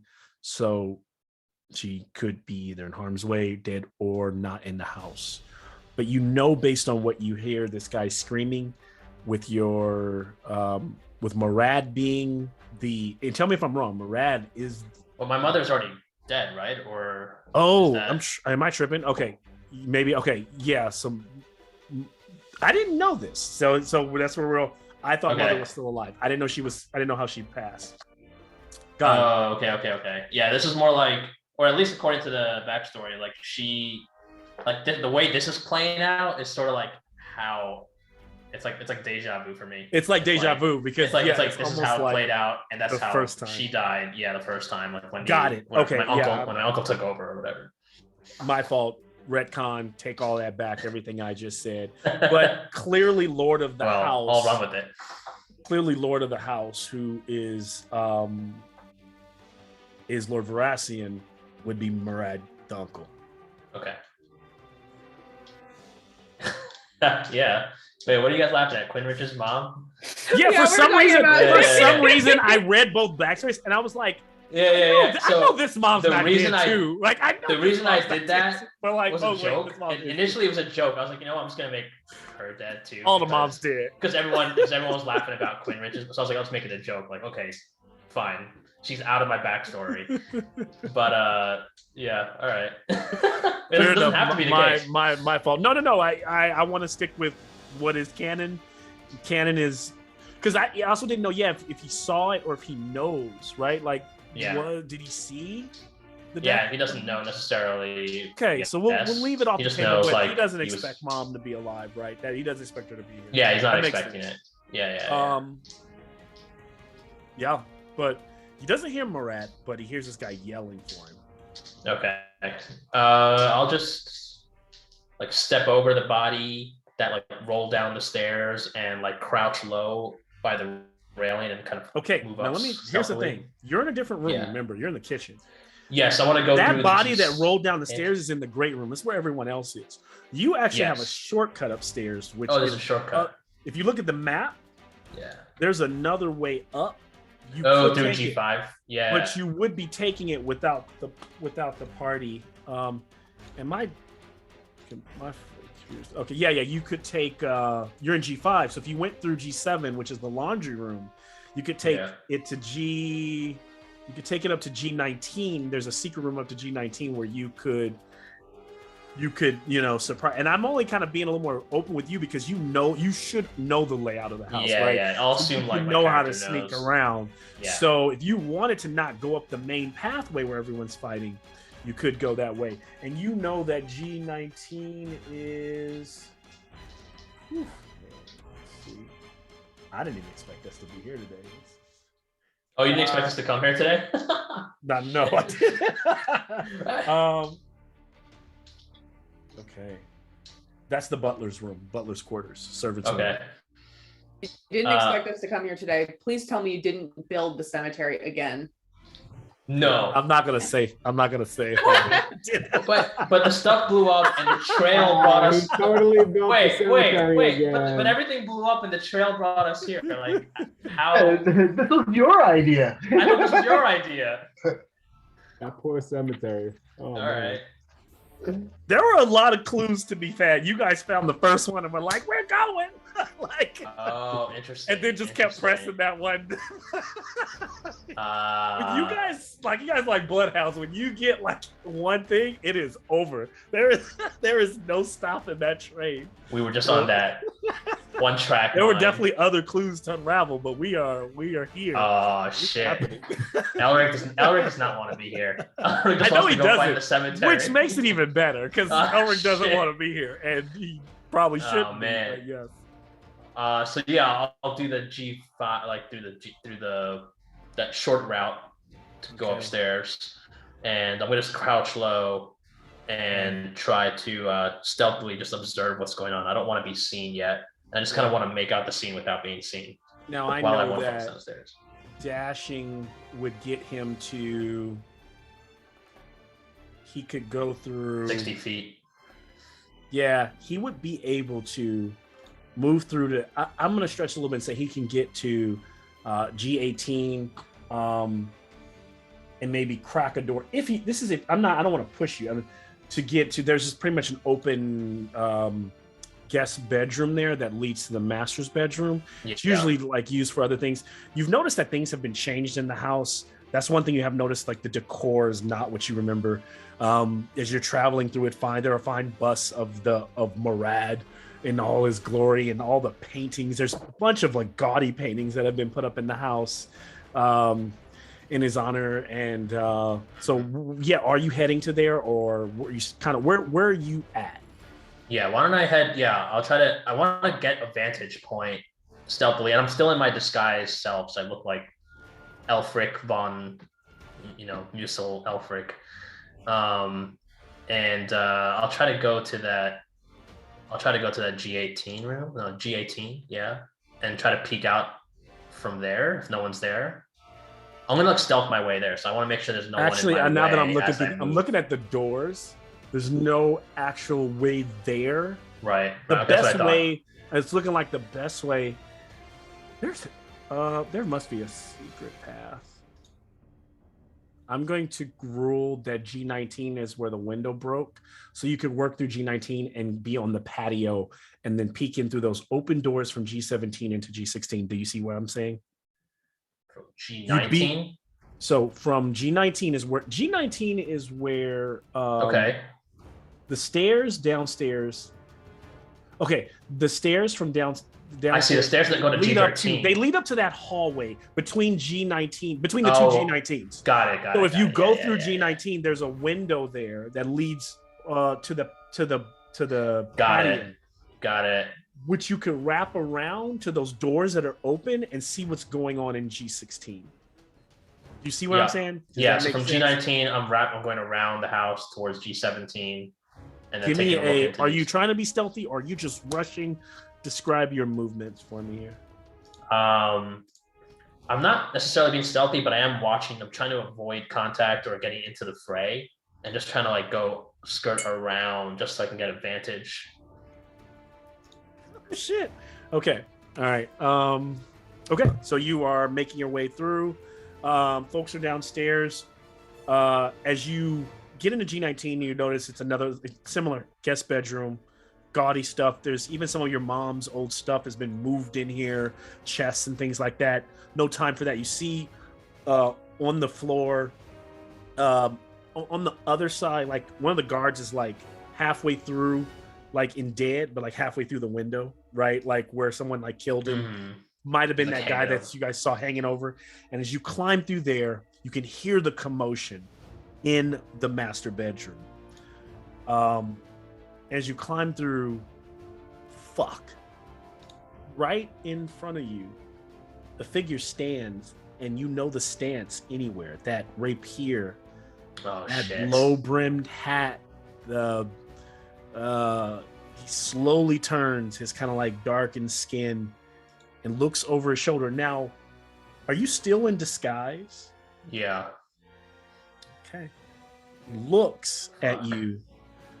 Fuck, I'm not ready to fight this guy right now. Shit. It is Master Rashad. Yeah. It is Rashad. Pull out Harper badge and be like, "We saw the commotion." That's a good idea. Are you the reinforcements they speak of? And right as that moment, your uncle kind of bursts in, looking around like standing behind Rashad, like, protect me. They're on the balcony. I am gonna just turns and goes, prepare to die. Who says that? Rashad, Master Rashad. Oh, I'm gonna shit. I'm gonna like kind of stutter and try to catch myself. Trying to like figure out, like, part of me just wants to like attack him really badly, but I'm gonna like tremble as I grab my Harper's badge and be like, yeah, we're here to help. We're here to help. And give me just a natural charisma check. Alrighty. Fail me. Natural 1. And then he kind of like brings the rapier up, and then he puts it to your little like hair, and he flips it to the other side. you figured out my secret. So good. Silly boy. Look who it is. Well, why do you return? Family reunion. Hello, Uncle. Suddenly, like, as they're all realizing this is happening, as the kind of back out towards the window. Guards are starting to like pour into the room. Are you with the Zentarum? No. You finally turn. Did you finally turn heel? You're the one who turned. What are you talking about me turning heel? No. You're the freaking traitor. True. And in that moment, if there's anything you're going to do otherwise with it, or you continue to just talk with him, otherwise we move from your... Yeah, I'm just holding my sword out. Holding but your sword out. Attack. Ready. I'm not going to attack. Trembling. That is... he moves in. That the first attack. Shit. Can I say that because my sword was up, I was sort of taking a defensive stance? Yeah, you can take defensive. Yeah. For 16. That just hits. All right. And so he moves in, and you parry, and he puts the blade to your neck. Ha ha. Have you learned anything I taught you? And then the uncle's like, what are you doing, Rashad? We must go.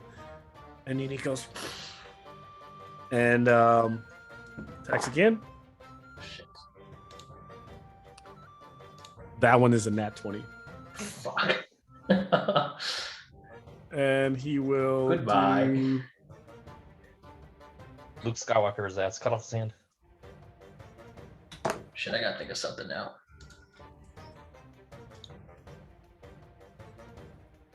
I want to bring attention to the fact that this is 15 not the piercing second damage. half. What? 15 piercing. Okay. Fuck. So as he slams the blade in, he then attacks again. It's not gonna be good. I'm gonna drop my 5th session in a row. For 21. That hits. Another 10. And that's just him. He just kind of pushes you back against the wall and pulls the blade out and then steps back to your uncle, like, and kind of like, there's like a rope on the thing where he's kind of like lifting it, throwing it over the edge for your uncle to try to like repel off of. I'm out. I only have 23 hit points. I did not expect this. I think we both are at a loss of words. He is done as we move to Jakarta. Demetria. Yeah. Are there? So there's still the guys downstairs are alive. Yeah. Yes, there's still 2 guys downstairs. That's a lot. There's a lot going on. There's 2 guys downstairs. A lot going on. I have no idea what's going on with Elric. As much as that pains me, I have no idea that he's up there. But yeah, I'll go and I'll attack this. I'll non-lethally attack the scrawny guy. Try and knock him out. That might not do it. 9 plus 13. That doesn't do it. 13. 13 does it. You hit him. Okay, cool. So non-lethally mace for 7 points of damage. So that was the big guy, right? Little guy. No, I think the scrawny dude was the one guy. that was stabbing at Tempe. Yeah, I'm trying to knock him out. Yes, Trying the to- little guy. How much? 7 points? 7 points. He's just like, ah! He's screaming as they keep hit again. Now he doesn't know what to do. He's like literally trying to wave the white flag. Of course, everything's happening really quick. He's looking really hurt, but he is still up, barely alive. What do you do? How does Oh shoot! No, I should have done that instead. How does Tempe look health-wise? Tempe? It's okay. Okay. No. Okay. Yeah, I only have because I didn't rest. I only have 1 spell, so I'll save the spell slot. And that'll be my turn. All right.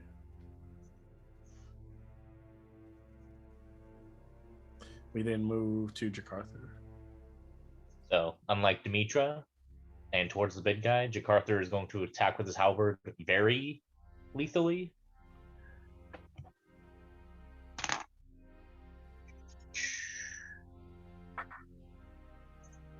15 to hit. Hits. Where are my d10s? 10. That'll be 13. How do you do it? Very lethally, just. I mean, I think Jakarta carries that huge axe. It just kind of splits this guy down the center, wrecking him. Actually, just kind of running by to go towards the stair, just kind of by, just out of the way. Yep. Whack. And if he continues to go, just whacking this guy through the middle of his gut, he kind of collapses over, trying to grab his innards as they fall out. Jakarta finds himself in the same hallway that Ravi has just kind of retreated from, seeing the same thing. But now at the top of the stairs, he can see that there is only one veteran or like guard left of the house, and 2 of those Zentrums fighting. And he can see at the top of the stairs a figure crossing over, the one that's yelling maniacally, going towards the balcony, but he still has the 2 Zentrum that are in front of him. Elric and Rashad can hear the maniacal Erstal, as he called himself, coming towards the balcony. Are the 2 Centurion within 10 feet? They are. All right. Then I'm going to use my War Cleric feature to make a bonus action attack against one of them. Malcolm, you know I'm down, right? Oh, are you really down? Yeah. Oh, I thought you said you're. I didn't know you were actually down again. Because I have 23 hit points and he did 25 damage because it was 15 and 10. Oh, so here's the thing. That's why I didn't respond. Here's the thing. His blows were non-lethal on purpose, so you are unconscious, but you are not making death saves. I was wondering that might be a possibility. He put you down. Yeah.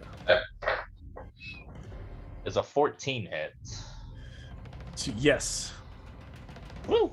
So I rolled a 19. I took that -5. And I'm gonna say for the rule is you are not unconscious. You are Okay. down. Down. You are looking at him. I'm looking at. Okay, You got can it. still talk to him, but you just know you can't move. You know he's bested you, right? Like, Yeah.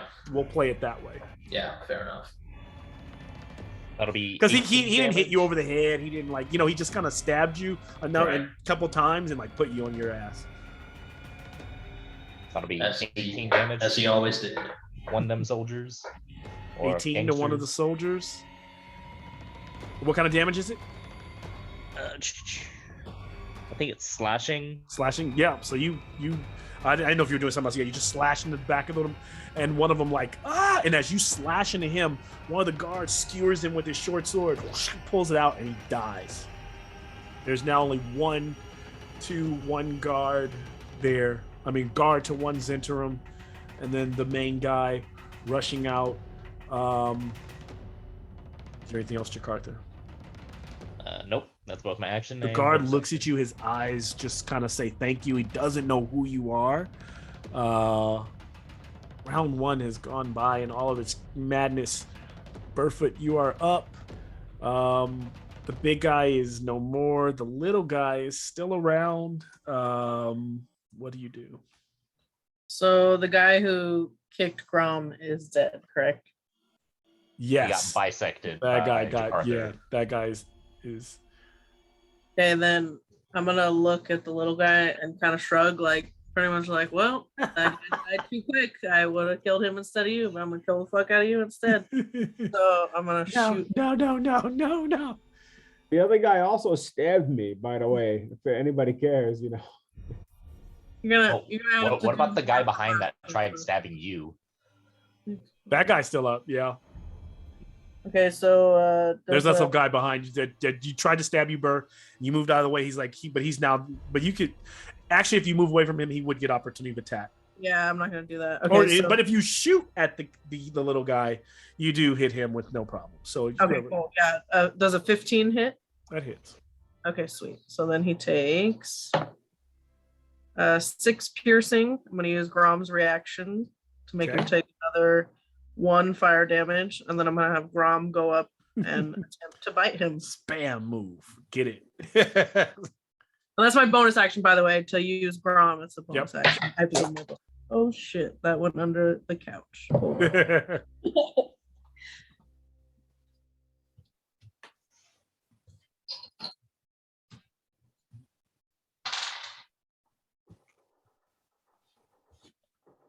Does an 11 hit? I doubt it does. It actually does. Okay. Yep.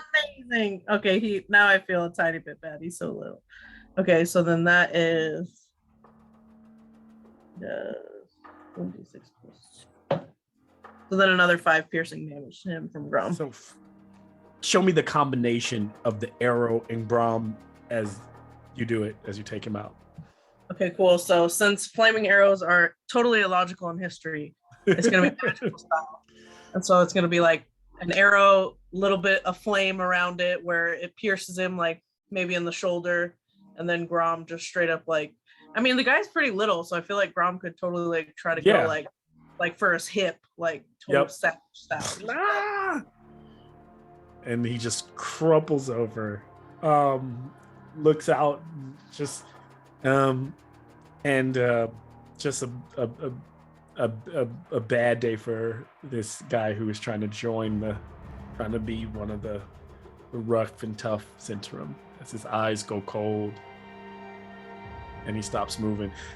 Even though he's not moving, his body continues to shake as Brom like whips him back and forth by like his halfway through his hip and his like side. And then he kind of stops and looks, and his tongue hanging out, maul full of blood. He looks to Burr like good job. I'm gonna have him, I'm gonna have him like move closer to me, and I'm gonna literally just say no mercy. Oh, I see. When Jakarta tries to mercy kill a bunch of almost corpse burn victims, outrage. Little No. dragon thing mauls the skinny dude trying to surrender. Praise. Insert cute bunny, dude. Makes the difference. It's true. Cute rage bunny. Like somehow, well, shit, I should finish. Okay, so fumbles it, lands hard, but you guys are actually. I don't think anybody would see this because I think you are inside the great room. So, perception check from anyone in the great room. Give me a perception check. Disadvantage perception check. Yeah. Where's the great room? Which one's the great room? Is not so Great room good. is the front door. If you went through the front door, you are, and if you are in the hallway upstairs, then so pretty much if you're in the first room that you all kicked in, I want this perception check. Otherwise, I don't need one from Elric because Elric sees what's happening on the patio. Kind of need to divorce certain people from what's happening on the patio to what's happening downstairs. So then not Burfoot, right? Because I'm up. Burfoot can make the check. Okay. You're in that room. You're in the great room fighting with the two guys that were. Okay, cool. And then and you said at disadvantage. Are we in Disadvantage. direct sunlight? What is this Oh, check? disadvantage You anyway. were moments ago, but now you're inside the house. Well, all right. It's disadvantage either way. Yeah. Oh, really? Oh, because it's daytime. Yeah. Yeah, just that drow feature where like if you're in direct sunlight, that shit is disadvantage. Got it. So how come there's disadvantage in the room again? Perception. 17 total with the disadvantage. Oh, sorry. Okay. 11 disadvantage. So, okay. So I think what none of you see is I rolled a dirty 20. Oh, okay. So inside the house, Tempe looks back and sees a nobleman.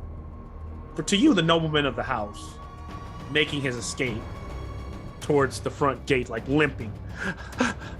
Like he just maybe jumped off the patio. But he looks like the nobleman. He doesn't look like the Zentrum. I'm Just the saying. only one that sees this? You're the only one that sees it. You just turn and look at these behind you. Because you guys are in the middle of the crazy ass, fight that's in there and finish off those guys. And there's still one guy that's actually anyone fighting that guy would see it as well because now there's a guy behind Burford.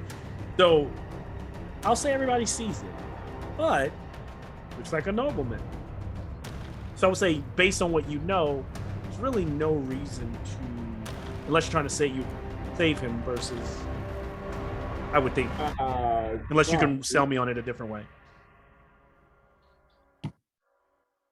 Burfoot loves money, so if anything, Yeah. she's going to get like a reward for saving him. And then we moved to Eldricon. So you just noticed that. So that was his move. So he's jumped off the patio, he landed, he hurt his foot, and he kind of like hobbled. He's like made it a no more than 30 feet.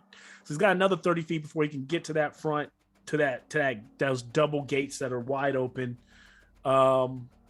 He's yelling out, "Help! Help!" Given that Elric has only said this is once was my home and nothing else, Eldricon really doesn't notice the noble as friend or foe, and he would kind of just be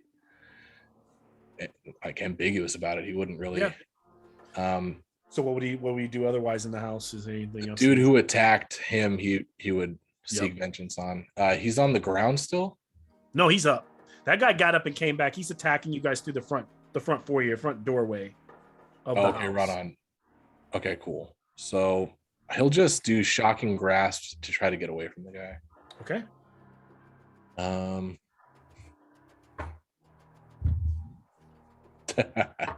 Natural 1.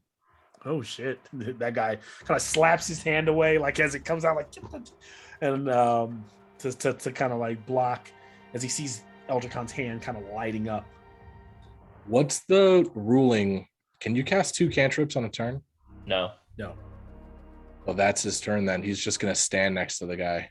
Well, if you do the sorcery point to do it as a bonus action, then yes. Yeah, because I know the ruling is no 2 spells, but yeah, if I use quicken spell, could I do another cantrip? Oh, I see. I'm gonna save it anyways and just say fuck it and just like stand next to the guy looking at him. And quicken spell read says what? You spend sorcery points to make a spell that costs an action, a bonus action. It's not a level. It's not a leveled spell. Yeah, and I'm not going to spend you. it. You can. You can do it. I'll fucking seeing that miss. He's just gonna like look at the guy and stand there. All right, and the guy's If kind the of dude like, saw your regular hand coming towards him, he's like, "That's a little weird." And then he saw your other hand, he was like, "Oh no, no, snap that one." no. That thing ain't touching me. What the fuck? Use my Um, strong hand.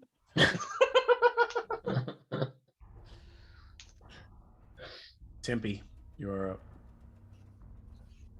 I'm up. Shit. You can't tell jokes and then say I'm up. I'm all fucked up now. So I see the guy running. I still see him, right? Mhm. I want to stop that guy from running somehow. How far is he from me? Stop the guy from running. Oh, the noble. Yeah. He's about from you. He's probably about 60 feet. Why is nobody cares about him? I'm gonna. Can I?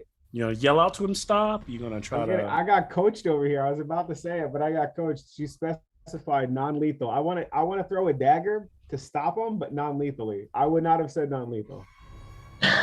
I'm What gonna was that mean? roll. You cannot do that. I Here's can't what throw I'm gonna a dagger? roll is you have to throw the dagger lethally, because you guys are you're Tempe. I know would have probably attacked that guy. What So if I'm aiming? For yeah, I'm gonna police what you if on I'm this. aiming for his leg? Either that, or I'm gonna make his AC really high, and I'm gonna make you a disadvantage. I wanna hurt him, but not kill him. I want to Okay, stop that's him from fair. running. That's Stop fair. him from running, right? That's fair. I mean, you're still. I'm gonna still give you a disadvantage if you're gonna throw, because in D&D way I rule is there's really no rule for called shots, but you're trying to throw a dagger at say like his leg, right? Yeah. Or Like I want to thigh, stop like, him from running. you want to stop him. Fair enough. So disadvantaged dagger throw. All right. Let's find out what a little dagger does here. 21. You hit. Man, you guys roll good, even on disadvantage. Oh no, I'm sorry. I didn't roll disadvantage. Yeah. Hold on. No. I think you'll still hit him. He's a nobleman, so 17. you hit. And he just kind of crumples over, falls over on his side, and lies there. Oh, why would that Zetrum thug do that? Oh no. Tempe, is there anything else you can, move in, close the distance on him, or you want to start? Yeah, there's nobody attacking me, so I can just go. No. I can move towards him, right? I'm gonna move. Actually, you have to move through the guy who's at the front door, so you would have to engage that guy. Okay, sure. I'll fucking go that way. All right, so you're like locked in. I know it's hard to see. So if you think you're in the room, you're heading, south. I would call it south through the front doors where Burr and Eldricon are. There's a guy that's standing there. You got to go get to that guy to get to the guy that you just nailed with a dagger, who's in the garden outside. We move from Tempe to the last. This Zentrum who is holding on. Give me a second here. He looks at Burr and Eldricon and Jakarta's inside, and he's and I imagine that you're fighting, so there's enough time to just to step back and take a breather, even though you're still in close combat. And he's like, "Look, this is the same guy you talked to at the front door." He's like, "I don't get paid enough for this shit. If you're good, I'm good. I'm good. Good day, sir. Good day." And he just waits for Burford to tell him what to say. I'm not gonna say anything. I want him to go for it. Let's see what he says. Is this guy Zentarim or a guard? Yeah, he's Zentrum. He rolled pretty high. So he's like, "Good day, hair lady." I'll take it. And then he starts to and he backs a few feet, and then he just fucking takes off running. He leaps over the old dude. Before he leaves, can I look at him and say, "You never saw me? Never. I don't know You you. will Man. not recognize me in the future." Never. Just better. Hair lady, I just look the same. And he just runs It'd be off. hilarious if this was the same guy from down in the sewers that we intimidated, and we just keep running into this guy like, "Fuck you guys!" and just keeps leaving. I can tell it's not, because he has very distinct features. That guy because that guy was the guy with the tattoo eye. He's at Xanathar's guild. figure. So, but yeah, it would be hilarious. But yeah, Malcolm, can I just say that you rolling back in your chair was like perfect? Awesome. As he backed away, you physically rolling back. Nice. Just in case, I rolled a 17 insight to see if he really will disregard me. It seems this guy's honest fear. He wants nothing to do with this. Like, Cool. just wants out. Low levels interim may not really know who you are. It seems pretty honest. He like nothing in his eyes said like I've seen you before. I know who you are. Beautiful. And that makes sense because Elder Khan, even you like the Zentrum is still a pretty large organization, right? It's like it's hard to. While there could easily on any day you can meet a Zentrum who knows exactly who you are. You could also meet 10 or 15 of them in a bar that never heard of you. Absolutely. And so he runs away, and we move to so I'm going to we'll move to Amnon. Am I wrong? Tempe, then Amnon? Yep. Okay. All right. All right. So, go ahead. Actually, I will say the Master Rashad leaps over no issues. But before he does, he looks and goes to he looks at Elric and he goes, my boy, I really wish we had more time to maybe talk over tea, yes. But as fate would have it, it is not a good time. But as fate would have it, I'm sure we will have a chance to do this again. Hopefully next time you are better prepared. And he just kind of leans and kind of like before he can I just like quickly say something before he Yes, absolutely. I'll just say as I'm like sort of clutching the stab wound, I'll just be like, looks like your karmic debt is coming due. You pissed off the Zentarim and they're after you. Serves you right. And I'll just spit blood on his shoes before he runs out. He looks quite troubled by that. And you could tell it kind of hit him in where it hurt. And as he just kind of holds it in and back pedals off that roof, you hear him fall away. Suddenly this guy comes running in onto the patio, half burned face, looking all disheveled as shit, and he swings like his sword at Rashad as Rashad, goes over the side and completely misses. And he's like, "Fuck you, you coward!" He's like yelling out and he's like, "But I still have it. I still have it, and that's all that matters." And in front of you, Elric, he pulls out and he's holding this like glowing orb, like it's like a crystal ball in his hand. It has like this weird milky bluish substance floating around inside it. If you want it, come and take it, you coward. And then we move to Amnon.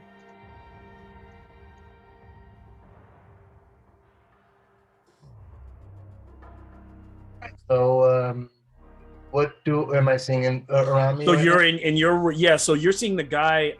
There's still one guy up that's in the room with you, Amnon, unless you're going upstairs to contend with the melee that you hear. You hear like two guys tussling along with Jakarta upstairs.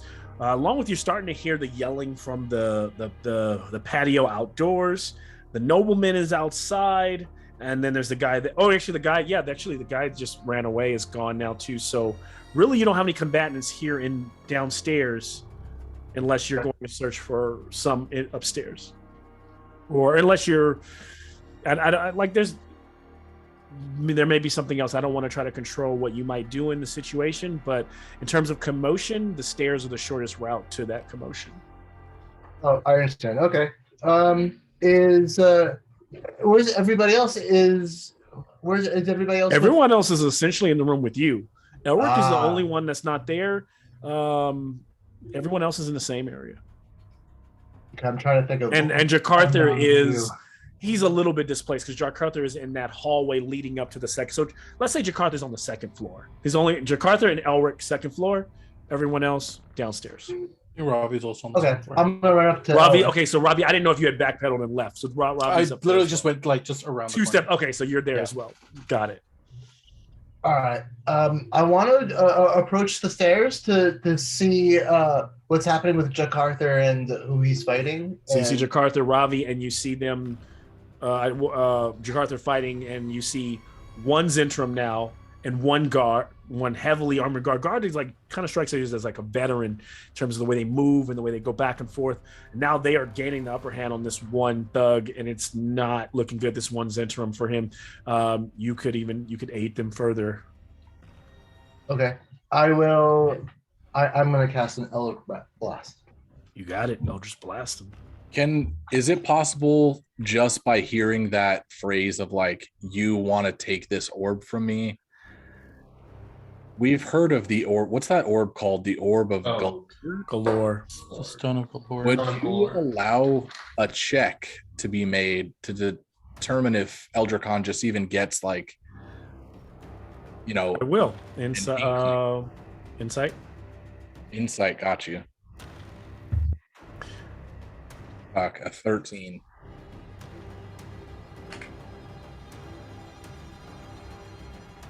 So, Eldricon, you hear it, the stone. That makes sense. Yeah, the stone of galore. Maybe he's talking about the same thing that you heard so much information about. Connection made. Doesn't mean it is it, but connection made. His reptilian eye will glow, a slight dim glow inside of it, and start to like take over his thought pattern. Greed will envelop his mind, and his sole idea is to go and see that orb and possibly interact with it. Okay. So he now wants to go out there, and the guy's clearly in the back. So if he even just stepped outside, he'd be able to look on the patio and see what this orb looks like if he's still holding it out there. Now, as this is happening, Amnon is. Did we finish your move, Amnon? You took. No. Yeah, go ahead. Back to you, Amnon. I'm sorry. Yeah, I just saw Jack fighting the guy. I rolled a 10 to hit. You just missed that Eldritch Blast as it slams into the wall right beside the guard, not making a connection. Is there anything else that you do or decide? No, I'm done for now. Ravi. I am going to try to shoot the guy that they're fighting right now.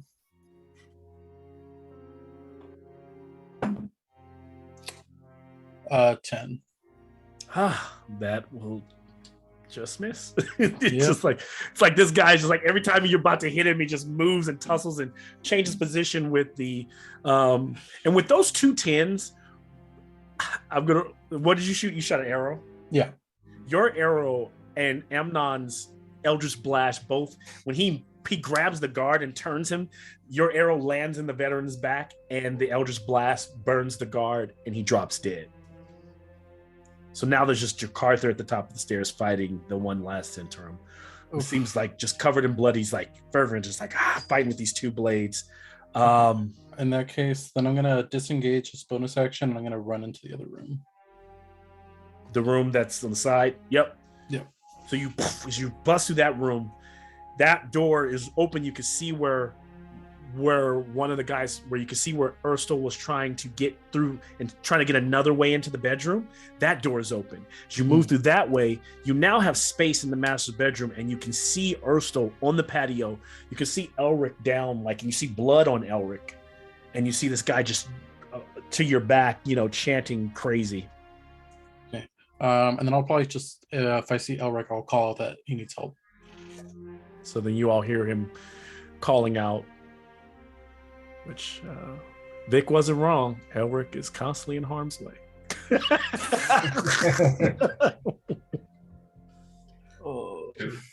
It's gonna get better for you, Elric. It's okay. It's level 3.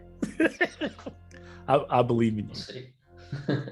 We all believe in we, Elric. we all believe in you, Elric. I'm telling you, he's gonna be so much stronger after this. Yeah.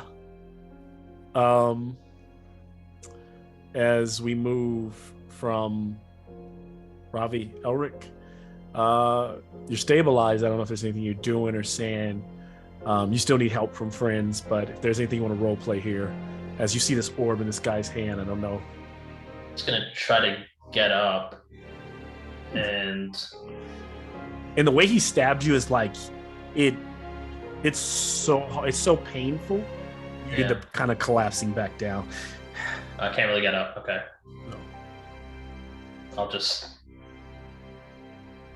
stay there, look around the room. We'll probably have flashbacks of what it might have looked like when I was a kid. So everything's kind of slowing down as he's yelling. And then he's slowly starting to, like, this guy, Urstul, is starting to realize, oh shit, like, kind of coming to himself, like maybe he's been a little too crazed as he's kind of turning, realizing that most of his guards are dead, kind of looking around, panicked. Not his turn, but moving from Elric then to Demetria.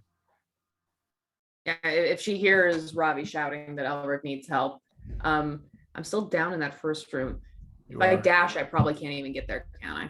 You can probably just get to the master bedroom.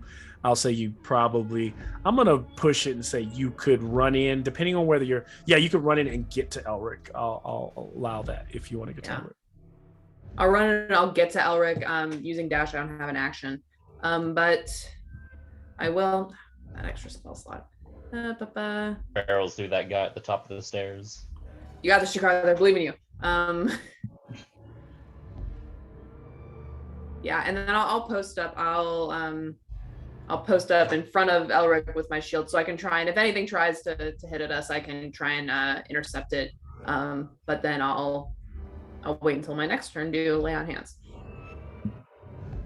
Okay. We gotta stop meeting like this. Thanks. Yeah, I struggled to say so she's thanks. preparing to lay hands on him. Jakartha.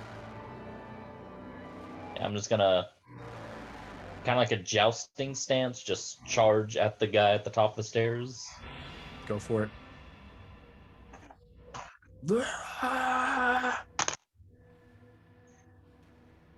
14 to hit. Hits. That'll be 8 plus 3, so 11 damage. How do you do it? Jousting style. You stab through this guy and like skewer him. He kind of like keels over and he goes, "I think we're the bad guys, but you don't know." And he just kind of like collapses down. And I just continue running. I don't know if he stays on the tip, but towards Mr. Orb. It's hard for you to. And then what are you planning just to kind of be engaged with him for the next turn? I mean, I can, if he's within 10 feet of me at the end, I can make a bonus attack to attack, or I can do the good old spiritual weapon. So you pull the blade out, you kind of get the guy off your tip. You're running out onto the patio, kind of slow motion. What do? He's right there, 10 feet away from you. And if he seems like he was the main antagonist of this situation and leader of these people we have been fighting, then yeah, I'll make that good old attack. So I'm gonna use my channel divinity for a guided strike. Get plus 10 on the attack roll. Oh, Then also take the -5 for the Great Weapon Master. Sure. Nat 20, so I totally wasted that channel divinity. that's a waste. This guy. You Still get land the- plus 10 on that shit though. He says No, I'm land only the getting attack. +5, so I'm taking a -5 accuracy Right. penalty for Great Weapon Master. No, your damage though, it's gonna be fucking insane. As you Indeed. land the attack, true. give me the damage. 11 plus 10, so 24 total. Hold on here. I'm trying to. Oh man. Because Great Weapon Master allows you to make a bonus action if you crit, but that was my bonus action. So, and what are you attacking with? What weapon? Halberd. And so, as you attack with this halberd, kind of bringing it, are you kind of swiping with it, or kind of pushing out with it, like spear style? Or are you slicing down? Probably just diagonal slice down if there's enough ceiling space for that. So you're gonna wreck this guy. He's a regular humanoid. He's clearly open as he turns. And as you're rushing in, you hit something, and it kind of, you feel like someone palm you in the chest, but someone that's not there. And as you take the blow, you Jakarta staggers back. And as he staggers back, he's still able to keep the momentum and keep the swing going. And he slices into something that misses Erstal, the man right in front of him, holding the orb, yelling. And as it does so, there's a crackle of energy. Something that was invisible standing right in front of him, with its arm palming his chest, that arm slicing off as your halberd takes the arm off of this warforged metallic figure. Oh shit. That figure pulls a blade and slices off Erstal's arm holding the orb, catches the orb, and steps up onto literally like leaps up onto the patio. It is Machina. Something's a little different though. His eye color, he's kind of like moving in and out. And suddenly his wing seems like somebody's worked on him. Somebody's done something different as wings fold out of his back, and he just takes into flight, and then a holographic cloaks again into invisible as he begins to fly away with the orb, as Elric is looking on, as Jakarta is looking on. Were you saying something, Jakarta? I'm keeping that arm.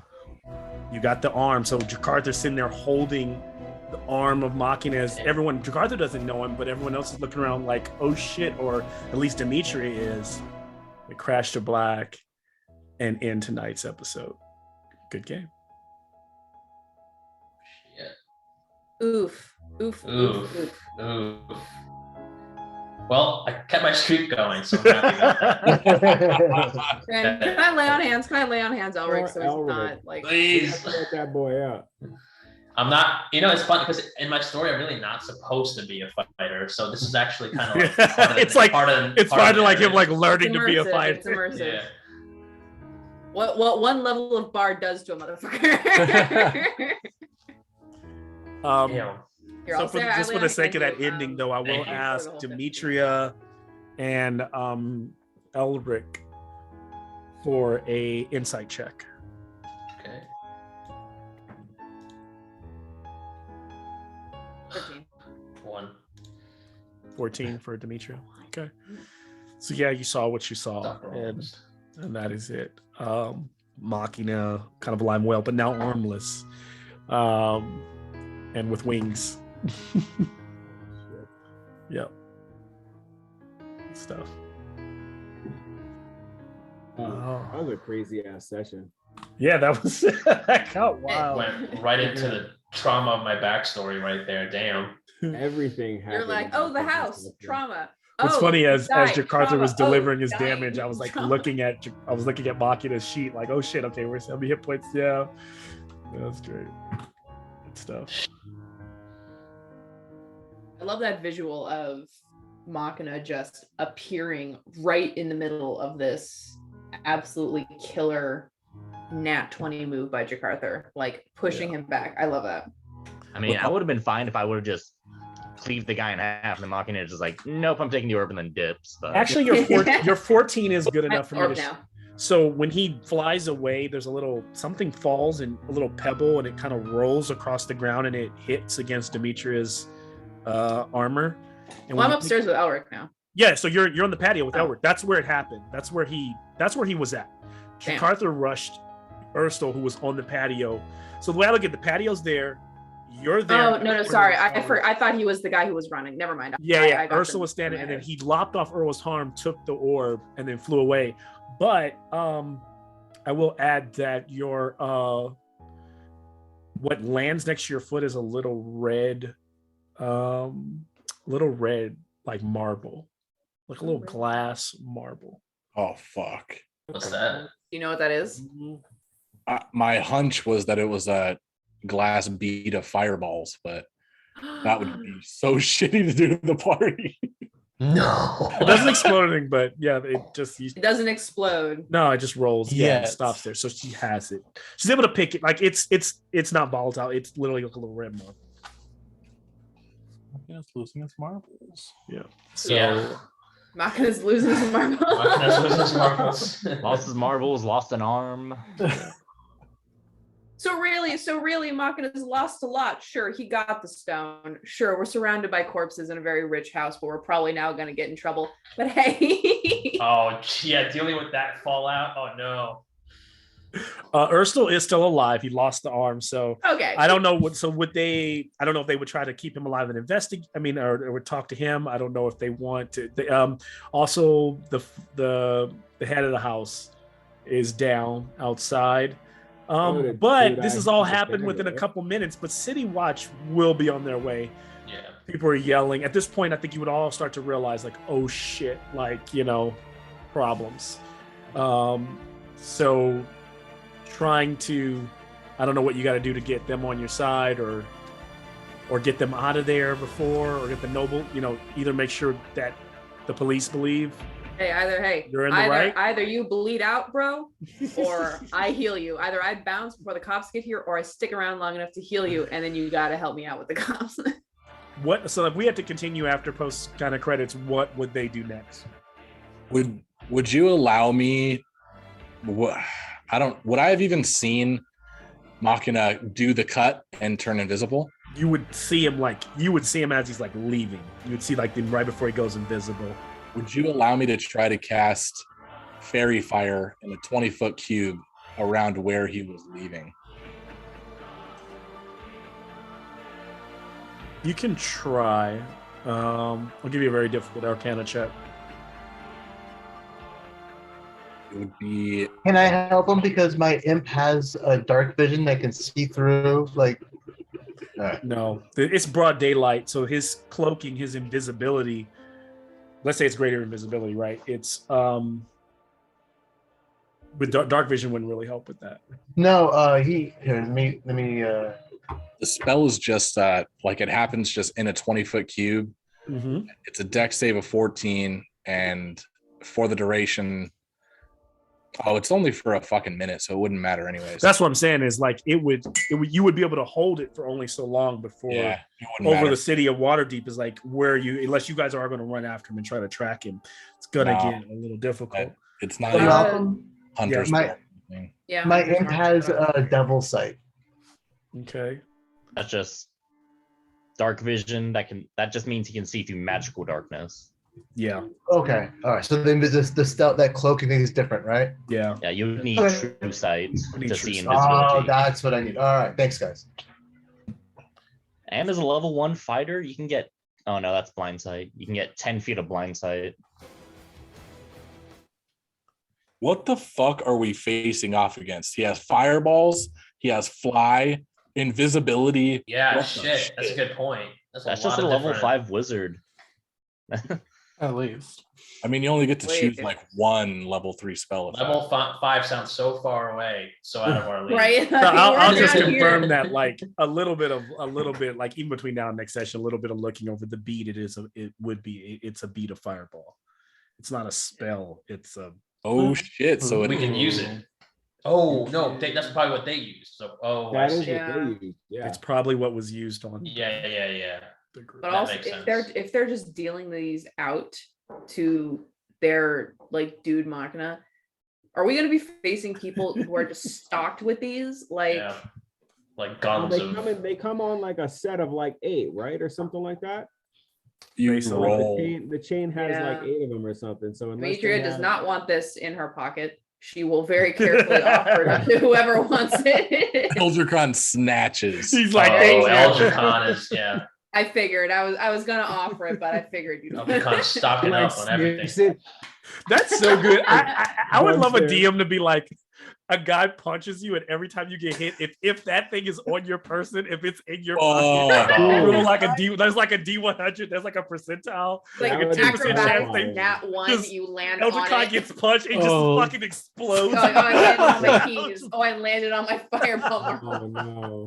Yeah, you go prone and just boom. Dude, We are not going to be That would standing kill, next that to would you kill all of anymore. us, dude. If we're standing next to him, what's the damage on it? Dude, that fireball's fucked up off that thing, right? 8d6. dude, that would be a 20 good foot. like radius. like a suicide thing. Like just We never put go it in your into the mouth and cemetery. crush it Let's when just- someone's about to kill you. We're never going to the cemetery. Just like let's just get rid Oh, of it. shit. Let's just get Yeah, rid of the Malcolm, Don't we're never even gonna build see that this. shit Oh, no it more. looks so Malcolm. cute. Don't even build it no more. Wait, so No. why did we go to my old home? We could have gone here. What were we thinking? I thought we were gonna go there. I'm like, yeah, this other That's thing what I thought happened. too. We can do that later. Oh man. Malcolm, I see- we owed money for that last thing we did do. Technically. Didn't the Harpers say that they're going to pay us to help the little old lady?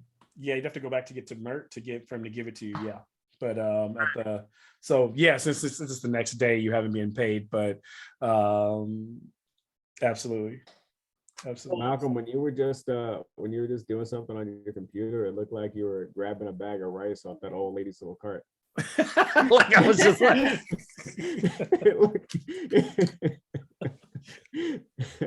I was like, what's he doing with that little old lady, man? man? Sorry. Oh man, let me see. What did Mert let's see, what did Mert offer again? It was 10,000 gold. Yeah, pretty much. 100 Oh, that's what I heard gold. too. And Breastplates for breastplates. everyone. Breastplates for everyone. Tempe, we have to go. We're back on. We have back on. no, our yeah, gigolo duty. no, there was no money. It was Yeah. renown. You got one renown point, which I did share with you all, and you got the book with the spells, or you got the spells that the old lady gave you. There was no money. He didn't promise. Wait, he didn't promise I us. thought there was 100 gold. That's what I wrote down. Really? It was That was more for- you do this for us and we'll help you on later on. I thought the 100 gold mhm. was for Sir Ambrose's job. The That cemetery? it's a cemetery job is 100 gold for 10 Okay, consecutive. we need to do that. We need to do that cemetery job. Hey, it's still So it's still the daytime. second day. You could go tonight, I guess. You And then know? there's always going to shake down. I ain't going anywhere tonight. Rainer. Rainer's still up there. Yeah. Poor Elric is just like, dude. I can't do this. I'm shit. going. Like, all right, buddy, get back up. Yeah, get You back up guys- on the horse. You guys go. I'm playing cards with Liv. No, you got to get back up on the horse. No matter how many times you get knocked down, Oh. no matter how much it hurts, Ugh. you'll feel better when you kill something. So I if mean, you want to be a To be fighter, fair, yeah, we It'll did feel like great. we could take turns. Like I didn't do it last night, so I could be part of the team that goes tonight Sure. for these moments. I know Elric, we all got fucked up, so we all just went back to the house. You guys probably should have lost the track on the way to the house, but Burfoot's roll was so high it beat my DC. That was like he rolled like a Oh. 26 or 27 or something, which I have to realize like Burfoot's tracking rolls are always just almost 30s. It's like every time you roll, I'm like, all Ranger, right. baby. I love Ranger. it. That's why I love that I was like Ranger shit. That's good. Yeah. So Also bad. No one can run from us. Just brought us there. They'll only die tired. so do expect you'll probably have to, unless you're just trying to, you might have to talk to the city watch on this next one. Or we could just leave. Unless We you gotta guys are just, dip before the cops get here. are you going to try to dip with the people and take them with you? Or are you going to try to Oh, invest? shit. You're going to try Or to just like down for push it and kidnapping. because I think there's probably a lot of information here, but Mm. I don't know how you got to play. How you going to play this? I mean, Jakarta's going to threaten to throw this guy over the balcony. That's Okay. one way to go about it. I'm sure Actually, he would. where's that fireball bead? He'll just hold it next to his No. mouth. I gave it to Eldritron. Pocketed. Oh. Secret pocket. What I'm saying is, I would actually argue that you probably won't even have to make checks for the intimidation factor. Like you guys win that, they're going to spill the beans. The problem is while they're spilling the beans, Time. there's a good chance the city watch is going to show up and you're going to have to like deal with that. So, Is How it many possible people- for us to abscond with this person and interrogate back at the somewhere house. else. Interrogate. With this party moving it, as many as crazy you guys are moving, you guys have to sneak out of a house that just had a full murder scene go on. It was quiet until the doors all got kicked open. People start yelling. Other nobles around might have heard. The street was a little quiet. Could we hide in the basement? Is there a sewer nearby? So at this point, I'm gonna need some, stealth In other checks. words, I'm gonna need stealth checks from everyone, and I'm probably gonna take the lowest result. that's gonna be a no, dog. So disadvantages with a no. -1. Clanky, clanky, clanky, clanky. Yeah, because Demetria falls everywhere she goes, apparently. and disadvantage for the fact that you got to take the bloody to die, or I guess you could heal him and then take him with you, but or heal his, Nah. I don't know. I mean, we Actually lost a saved- limb too, so even you're healing it, it'll Yeah. heal the nub, but it won't. Yeah, Oh, stop the God. bleeding. I mean, like, hey, we saved you from getting totally killed by the Zentarim. So now you're only kind of dead with us. Believe me, just assume you're passing all persuasion intimidation. The problem Cool, is then he'll what talk to you the are guard. He'll handle the doing. guard. He's rich. Yeah, Rich guy, handle It's the like guard. what are you I doing love with that. them, and how are you getting out of here if that's the The plan? matter is, Or are you forming a plan and just dealing with like the story when they do show up? I think those are your two options, unless you can sell me on. we came to deliver a pizza. Or This is what already I- going on. Somebody Malcolm. order a pizza here. Would I know like a secret hideout place in the house that we could kind of like Panic keep a little room. profile? Do we have Like time a to bake basement? Oh some yeah, because cookies? this was like the Webster house anyway, right? Didn't Elric go upstairs from like a secret passageway? It's Sort like of. a little side. It's not quite secret, but it's a staircase that he would have known about going through the kitchen. The Um, H.H. Holmes house. It's a servant pathway, H.H. so Yes, like they that's don't have to basically what it disturb is. main guests, so they Absolutely. can continue their maidly duties. I throughout don't the trust. I don't trust Burfoot around the cops. I'm just saying. Yeah, for real. Man. Same. 1000%. It's That's just true. the one. It's just the one, guys. It's just the one. Just the I mean, one. Yeah, it's a big With city. Arla, that As dude- long as with they don't Arla, bring that dude one is still guy. right up here, man. That's our story. We'll have Burr and Demetria just offering cookies to the guards when I they love, come in. I love that idea. I mean, Yeah. Jakartha's probably just gonna drag this guy just behind him and just walk out the front door towards the gate. And then you get arrested by the guards and you get shot by 10,000 crossbow bolts. What kind of cleric is this man? He's a war cleric. I love it. Emnon, where'd you find this guy? There is no In a base. war zone. So Okay, yeah, okay. Stupid question. That there's tracks. there's a coach house. Maybe you can You hide. go in hide this, under the right? tarp in like the coach, the old coach that's up on blocks. Or like those armor racks, we can all just be in. Yes. I'm not laying in no horse hay or nothing like that, man. What That's just shenanigans can we get up to? You are gonna be in the horse hay, and you're gonna I'm like not it. getting in the horse hay. Tempe is too clean for that shit, dude. If Doesn't Demetria even says like being please, dusty. please Tempe. For me, I love to that, like win you the guys horse. went from like no matter what, we have to go follow Demetria to this thing, and then it was like, ooh, fireball. Well, I was great. It was I like, didn't wanna- sit down, Eldricon. We weren't talking to you. And then it was like, This is a straight up dog and squirrel situation. Our party is just like squirrel, squirrel. literally was like, What? oh, Wait, so how much of this was planned then? Like, how much of this was like? I don't want to reveal too much. Yeah, you but don't what have to- you I'll don't have to tell say me. You don't is have to that say. a lot of today, there was a lot of it. Like, I mean, put it this way: what happens in that house was going to happen whether you arrived or not. That's the truth. So whether Elric was supposed to be there to see for it to happen is a different story, That's or interesting. not even supposed to. The fact that Elric was there changes some things, right? Like it opens some questions for Elric now. Like, whereas I think there might have been some subtle hints, like, oh shit, is my uncle connected to the Zentrum? It's like, oh yeah, now you know he's connected to the Zentrum, like to That some makes sense. degree. Yeah. My current mental focus right now is that guy didn't kill you, Elric. He totally had you dead Yeah. to rights, and he non-lethal you. Like, Yeah. what is going on there? That's what I want to know. So what's all this then? What's all this then? Yeah. There's a lot of. I need to I go don't back know. and Was it read. pretty stressful for you, Sean? 'Cause I know Yeah. Elric hadn't really talked a lot of this about to the party, so you're like in the middle of it, like, oh Yeah. shit, like. Yeah, you're Well, like, this is my old house, bruh. You went to an orphanage. What do you? Dude, I thought I was potentially gonna die this episode if I was gonna face the master. Honestly, because I think I know who that character is, like, because I was going to use him for something else, and I'm very afraid. Oh Yeah. no. Well, if he's got 3 Yeah. attacks, that means at least 11 levels of fighter. Jeez, That's the yeah. only way to get triple attack normally. And he said swashbuckler, so that's at least 3 levels of rogue. So that's minimum level 14. Yeah, that's what I'm like. There's no way I want to face this guy at level 3.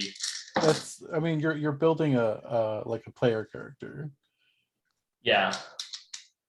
What's going on there? He let me live, but he's a traitor. See, here's the thing: all these crazy NPCs, there are ways to make them player characters. There are, yeah. I typically don't build them. I built them a little different. I don't build player characters out of them just because it's too cumbersome to deal with that. It's easier to make them either build them from scratch as monsters or build them as hodgepodges of multiple different types of monsters, right? Like that makes sense. Giving them certain abilities and feats, based on what they're going to be doing or why they're built that way or what the story provided them, kind of deal. But yeah, I think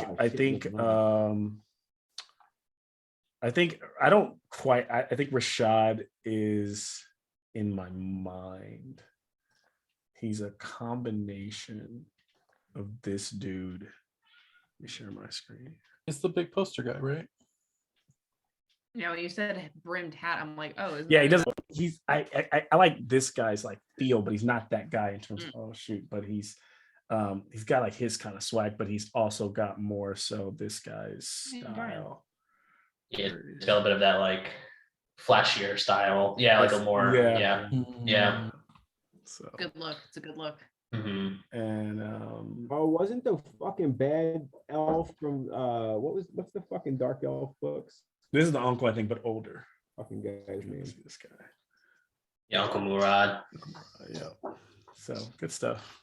That's a cool character design, man. Like that weird that swashbuckler kind of design. Yeah. That's cool. Did you say his name was Uncle Murad? Yeah. That's my brother's name. Oh, cool. Yeah, look at that. That's funny. Oh fuck! I'm gonna get out of here, guys. Damn. I'll pick you up so Saturday. Malcolm. Oh yeah, we'll chat. We'll chat. Shit. Yes. Thank you.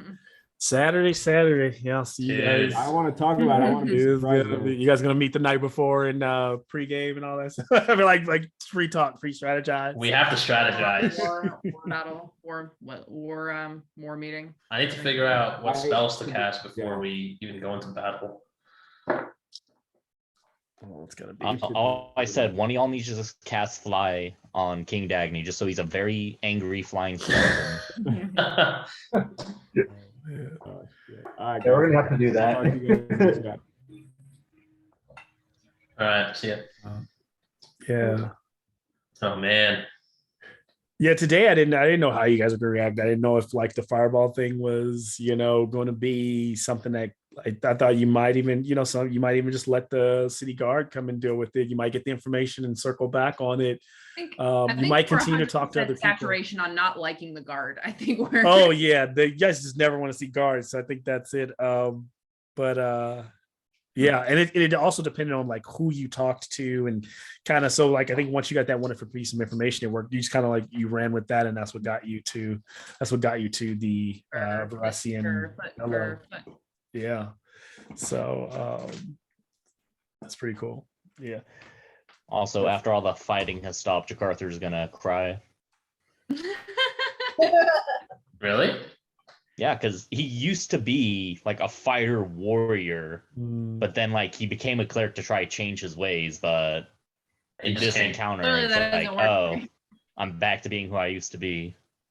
He's never gonna not be Boris the Blade to me. Never. I don't know who that is. Santa. Oh, dude, you got to watch the movie Snatch. That's a By the way, I had never seen. Speaking of Snatch, Travis, I have never. Have you seen The Gentleman? Yeah. Dude, that was a good one. I was actually really impressed. Like I didn't, of course, not Snatch and Lock Stock, but I love Guy Ritchie films, and that definitely scratched that itch that I like have been looking for a long time. It was almost like Snatch, but like kind of grown up and kind of sleek, like this sleek version of Snatch. Yeah. Same director. Did you not like it? No, I'm too busy thinking to myself that we need to have a watch party with all the movies. Yeah. That, For sure. Ohan had a good idea with that, man. Like with Mhm. all the movies that you have, that Sean has, that I have. I mean, fuck. I'm I down. got one better. I have a I'm sorry. website called The Site that has damn near everything, Really? and it's probably not the most legal site, but I know all of everything- those. Everything is on there, and it's good quality. It's good quality. Yeah, that's Wasn't my there, big thing. I refuse to watch anything that's not good quality. Yeah. There used to be a website. I think it closed down recently, but maybe someone has arisen from the ashes. There was this website called Rabbit where you could host watch parties. Mhm. Oh, I've cool. definitely used that. It was built for that, so it's not like you're on Zoom sometimes. The